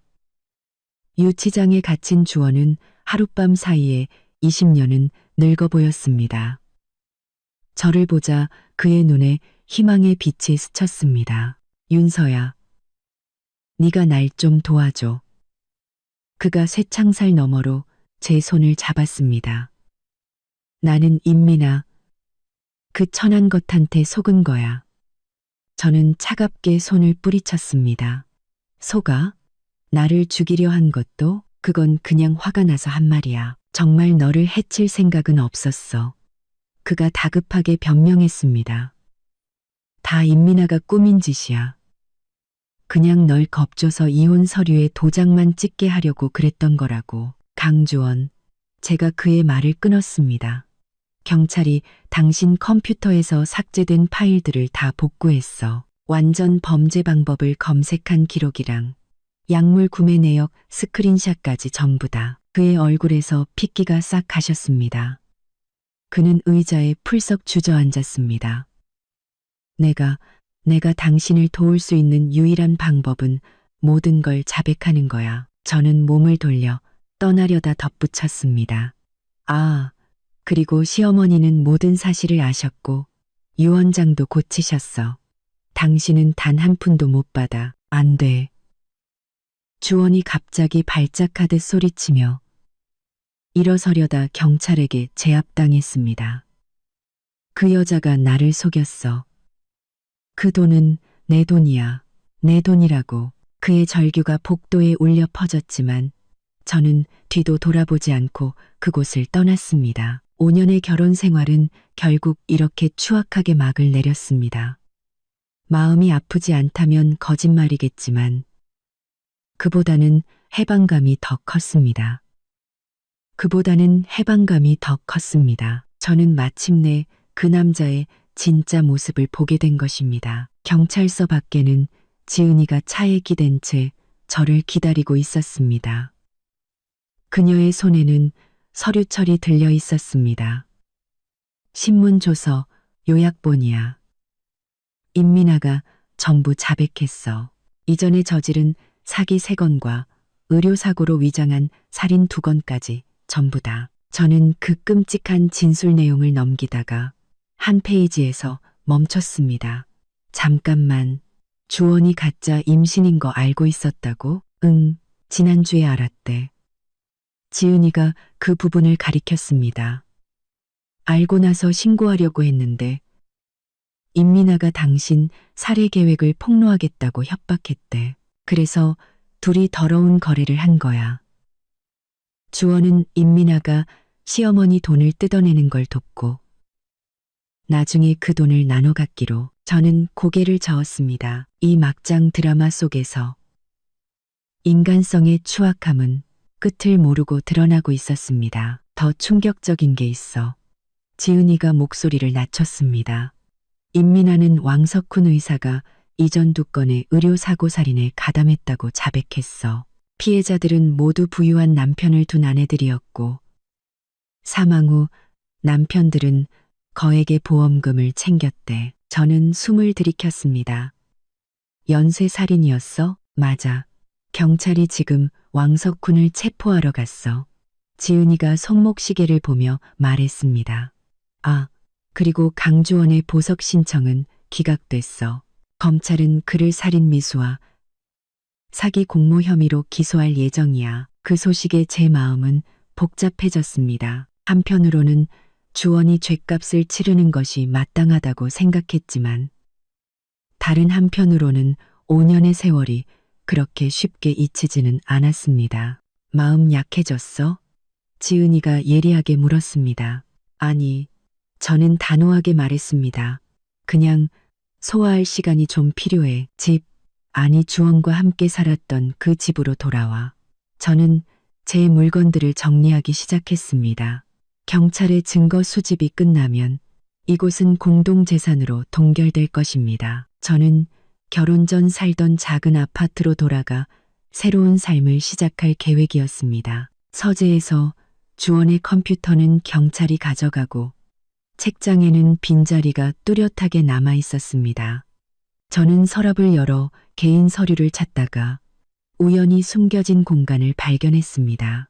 안에는 USB와 작은 수첩이 들어 있었습니다. USB는 비밀번호가 걸려 있어 열리지 않았지만 수첩의 내용은 저를 소름 끼치게 만들었습니다. 주원은 제 생활 패턴, 식습관을 상세히 기록해 두었고 심지어 어떤 음식에 약을 타야 들키지 않는지까지 표시해 두었습니다. 마지막 페이지에는 디데이 계획, 심장마비, 외상 없음, 병원에서 발생하면 최상이라고 적혀 있었습니다.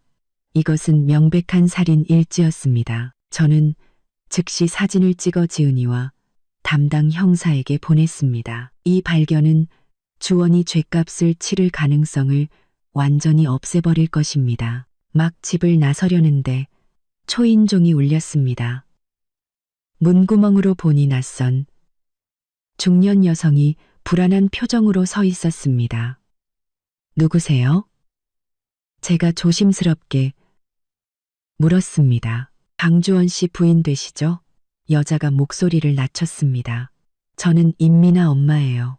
드릴 중요한 말씀이 있어서 왔습니다. 저는 잠시 망설이다가 문을 열었지만 안으로 들이지는 않고 문가에 서서 물었습니다. 무슨 일이죠? 여자가 제게 봉투 하나를 내밀었습니다. 미나가 전해달라고 했습니다. 이 안에 당신 남편의 더 끔찍한 비밀이 들어있다고 했습니다. 저는 봉투를 받았지만 바로 열어보지는 않았습니다. 왜 저에게 주시는 거죠? 미나가 강주원을 증오하거든요. 여자가 쓴웃음을 지었습니다. 주원이가 합의금으로 5억 원을 주기로 해놓고 한 푼도 안 주고 오히려 자기를 경찰에 잡혀가게 만들었다고요. 저는 제 귀를 의심했습니다. 사기의 살인 공모까지 한 주제에 남 탓을 하다니.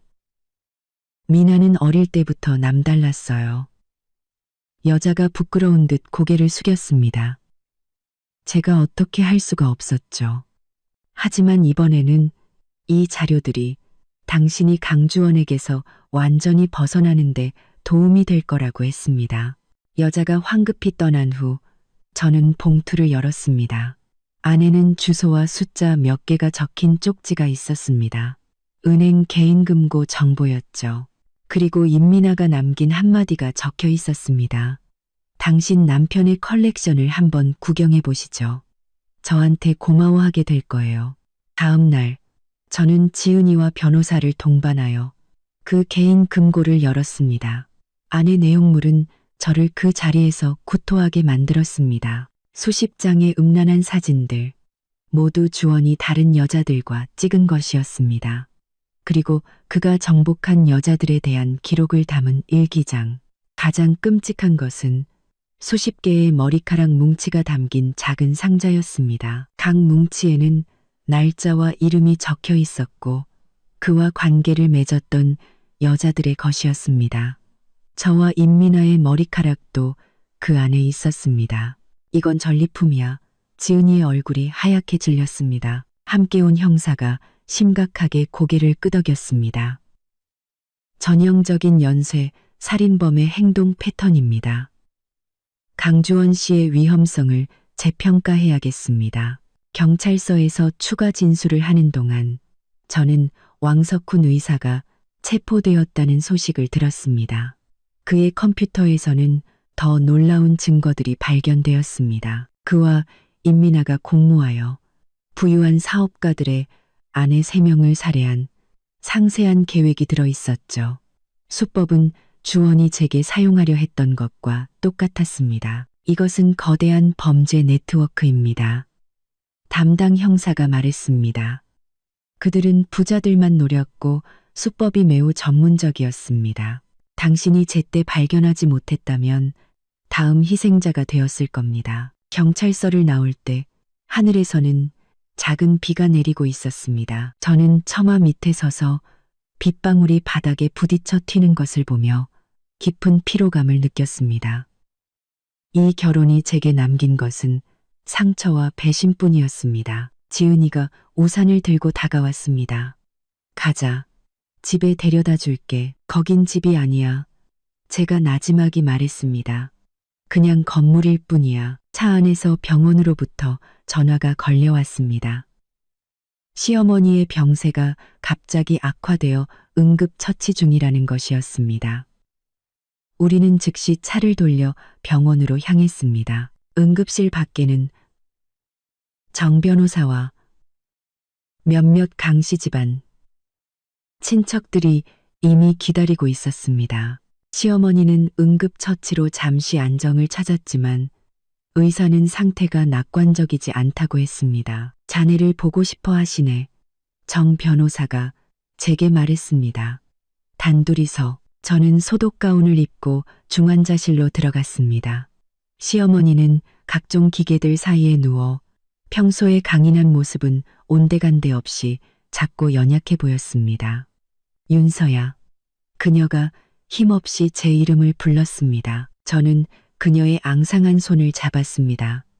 어머님, 말씀하지 마시고 푹 쉬세요. 시간이 없어. 그녀가 힘겹게 말했습니다. 잘 들어라. 주원이 애비도 그렇게 죽었다. 저는 온몸이 굳었습니다. 네? 뭐라고요? 심장마비. 시어머니의 눈에서 눈물이 흘러내렸습니다. 그때는 의심하지 않았는데 내 사건을 보고 나서야 알게 됐어. 제 피가 얼어붙는 것 같았습니다. 주원의 아버지는 제가 시집 오기 전에 돌아가셨고 공식적인 사인은 심장마비였습니다. 만약 그것도 살인이었다면 왜요? 제가 떨리는 목소리로 물었습니다. 돈. 시어머니가 헐떡이며 말했습니다. 그 인간 밖에 여자가 있었어. 이혼하자고 하더군. 저는 즉시 모든 것을 이해했습니다. 주원은 아버지의 성공적인 경험에서 이 수법을 배웠을지도 모릅니다. 그 생각에 소름이 끼쳤습니다. 아니, 시어머니가 갑자기 제 손을 놀라울 정도로 세게 잡았습니다. 복수해다오, 윤서야. 나 대신 복수해줘. 그것이 시어머니가 제게 남긴 마지막 말이었습니다.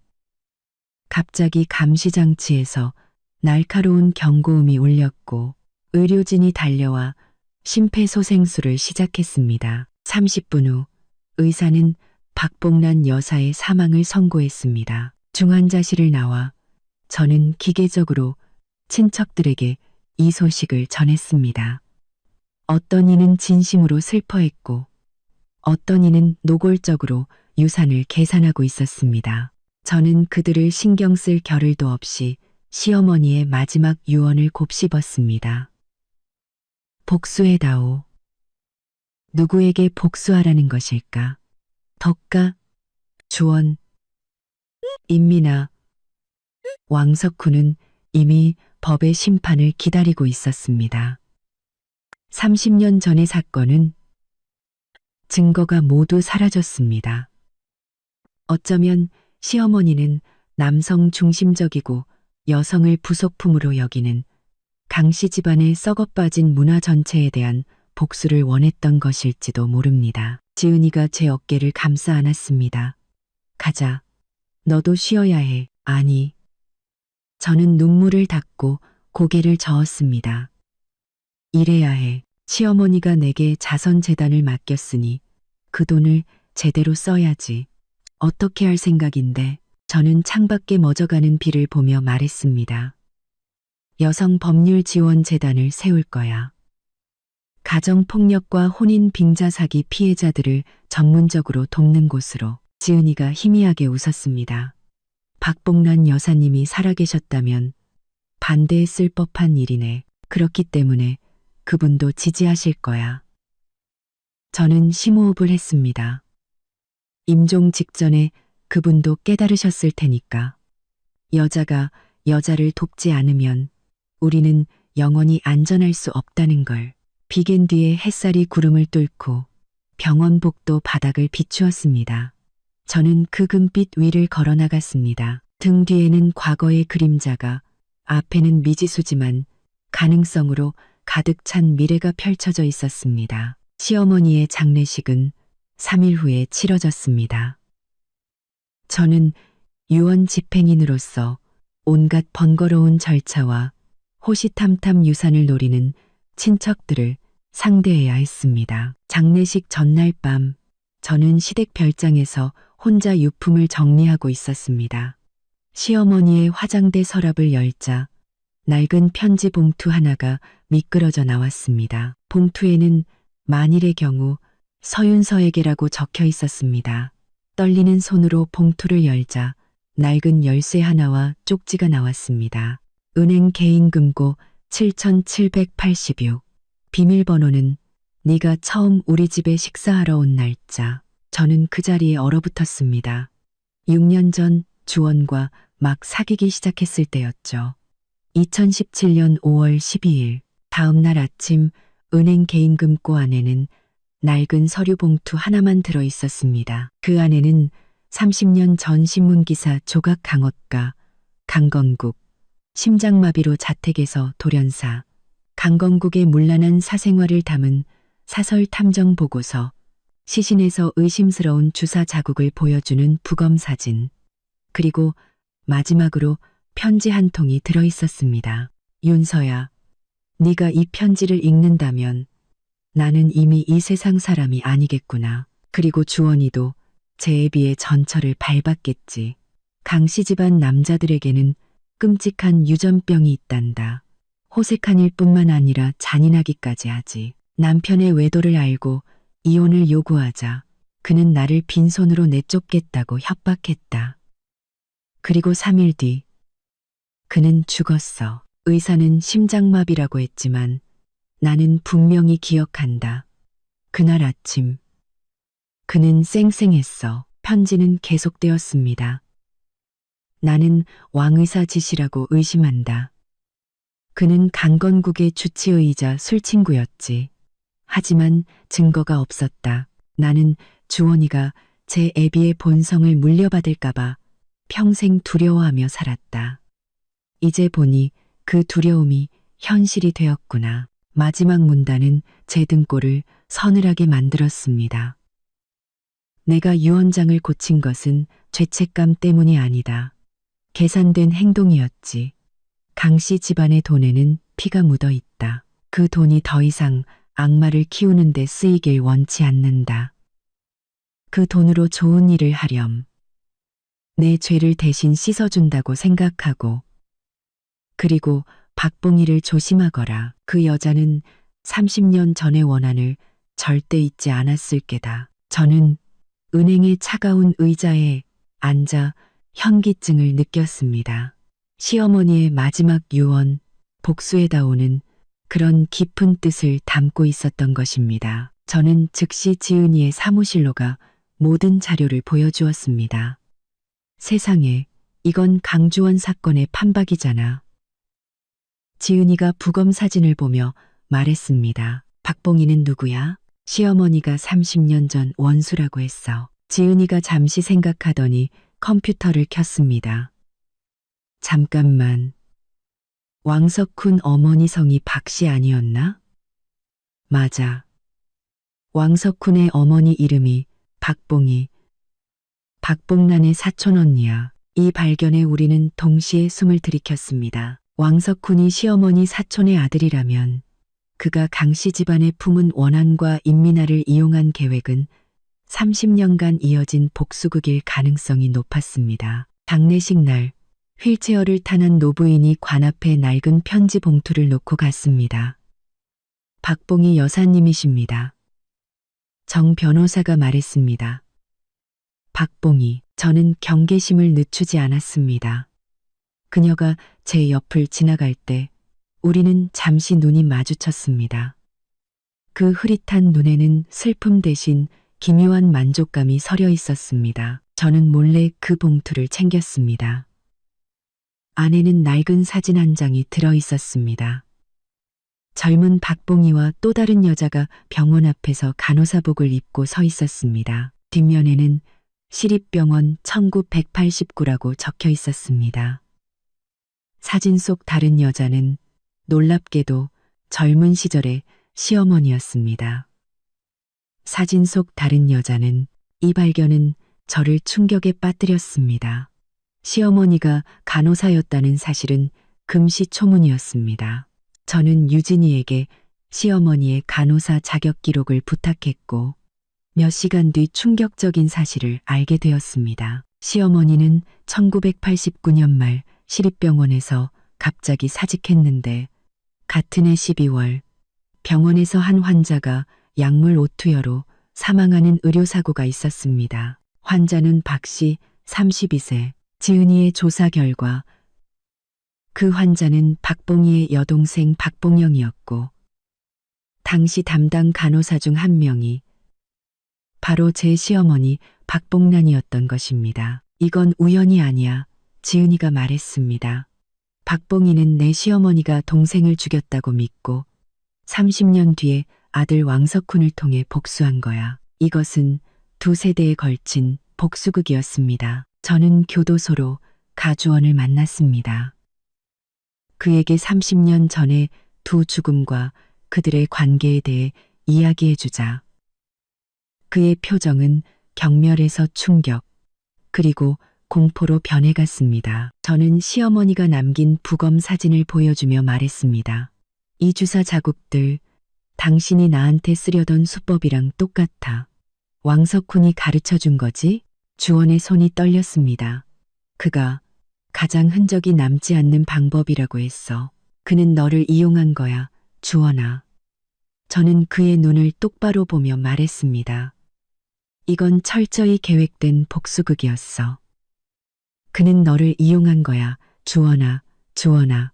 그는 너를 이용한 거야. 주원은 제가 왕석훈을 상대로 증언하면 감형받을 수 있다는 말에 희망을 품는 듯 했지만 저는 그의 살인 미수 혐의는 변하지 않는다고 냉정하게 말해주었습니다. 3일 뒤 지은이는 결정적인 증인을 찾아냈습니다. 30년 전 시어머니가 박봉영의 약을 바꿔치기 하는 것을 목격한 은퇴한 간호사였습니다. 하지만 반전이 있었습니다. 그 간호사는 당시 박봉영이 주원의 아버지와 불륜 관계였고 두 사람이 함께 도망칠 계획이었다고 증언했습니다. 시어머니는 질투심에 그녀를 죽였을 가능성이 높았습니다. 이로써 시어머니가 최초의 가해자였고 박봉희의 복수는 어떤 의미에서는 정의 구현이었던 셈입니다. 이 복잡한 원한의 고리에 저는 할 말을 잃었습니다. 그때 병원에서 연락이 왔습니다. 임민아가 이송 도중 복통을 호소해 병원으로 옮겨졌는데 놀랍게도 정말로 임신 2개월이라는 것이었습니다. 가짜 임신은 주원과 시어머니를 속이기 위한 연극이었고 그 와중에 다른 남자와 관계하여 정말로 임신하게 된 것이었습니다. 이 소식은 사건을 더욱 복잡하게 만들었습니다. 저는 병원으로 가 임민아를 만났습니다. 그녀는 저를 보고 비웃었지만 저는 침착하게 물었습니다. 아이 아빠는 누구야? 그녀는 비아냥거렸지만 제가 만약 왕석훈의 아이라면 그가 너와 아이를 살려둘 것 같아 라고 묻자 얼굴이 하얗게 질렸습니다. 결국 그녀는 변호사를 선임해 모든 것을 자백하기로 했습니다. 하지만 진짜 충격은 이제부터였습니다. 유진이가 시어머니의 시신에서 일반적인 부검으로는 검출되지 않는 희귀한 심장 독소가 발견되었다고 알려주었습니다. 그리고 간호 기록에는 시어머니가 첫 번째 심장마비를 일으키기 직전 박봉이가 단독으로 병문안을 다녀갔다는 사실이 적혀 있었습니다. 박봉이는 아들을 이용해 주원을 파멸시켰을 뿐만 아니라 직접 자기 손으로 30년의 원한을 끝맺음한 것입니다. 이 모든 진실 앞에서 저는 경찰에 신고하는 대신 침묵을 선택했습니다. 박봉이는 이미 죗값을 치렀고 시어머니에게도 이것이 일종의 해방이었을지도 모른다고 생각했습니다. 30년간의 악몽은 이제 끝내야 했습니다. 30년간의 악몽은 이제 끝내야 했습니다. 30년간의 악몽은 진이엄간의 턱봉이는 그루니어지곳을 그러나 있어쉬의 3개월 후 재판이 열렸습니다. 주원은 살인 미수, 사기 공모 등의 혐의로 징역 12년을 선고받았습니다. 그는 항소하지 않았고 후에 교도소에서 자살을 시도하다 미수에 그쳐 정신병원으로 이송되었습니다. 임민아는 경찰 수사에 협조한 점이 참작되어 5년형을 선고받았고 뱃속 아이는 DNA 검사 결과 왕석훈의 아이로 밝혀졌습니다. 그녀는 법정에서 왕석훈을 저주하며 오열했습니다. 왕석훈은 모든 혐의를 인정했을 뿐만 아니라 30년 전 강건국 사례를 포함한 추가 범행까지 자백했습니다. 그는 어머니를 위한 복수라고 주장했지만 심리평가 결과 그는 타인의 삶을 조종하고 파괴하는 것에서 쾌감을 느끼는 전형적인 반사회적 인격 장애로 진단되었습니다. 박봉이는 재판이 끝난 지 일주일 후 뇌졸중으로 사망했습니다. 그녀는 임종 직전 아들을 시켜 시어머니를 살해했다고 자백하는 유서를 남겼지만 건강 상태를 이유로 기소되지는 않았습니다. 그녀는 뒤틀린 만족감 속에서 눈을 감았습니다. 시어머니의 30억 원 재산은 유언에 따라 강씨 자선 재단에 기부되었습니다. 저는 약속대로 강씨 집안의 추문을 공개하지는 않았지만 재단 규정에 가정폭력 피해자 및 혼인빙자 사기 피해 여성 우선 지원 조항을 명시했습니다. 이후 저는 이 도시를 떠나 남쪽의 한 요양원에서 심리 치료를 받으며 상처를 치유하는 시간을 가졌습니다. 그곳에서 저는 제 과거를 이해하고 상처를 보듬어주며 새로운 사랑의 가능성을 열어준 정신과 의사 정우진 선생님을 만났습니다. 3년 후 저는 완전히 새로운 사람으로 다시 세상에 나왔습니다. 재단은 3배로 성장했고 수천 명의 여성들이 새로운 삶을 시작하는 것을 도왔습니다. 그리고 우진 선생님과 저는 우리가 도왔던 사람들의 축복 속에서 작은 결혼식을 올렸습니다. 제 손을 잡은 그의 따뜻한 온기 속에서 저는 깨달았습니다. 성칸청, 상처는 빛이 들어오는 통로라는 것을. 그리고 이제 저는 그 빛 자체가 되어 다른 이들을 비추는 삶을 살아가기로 했습니다.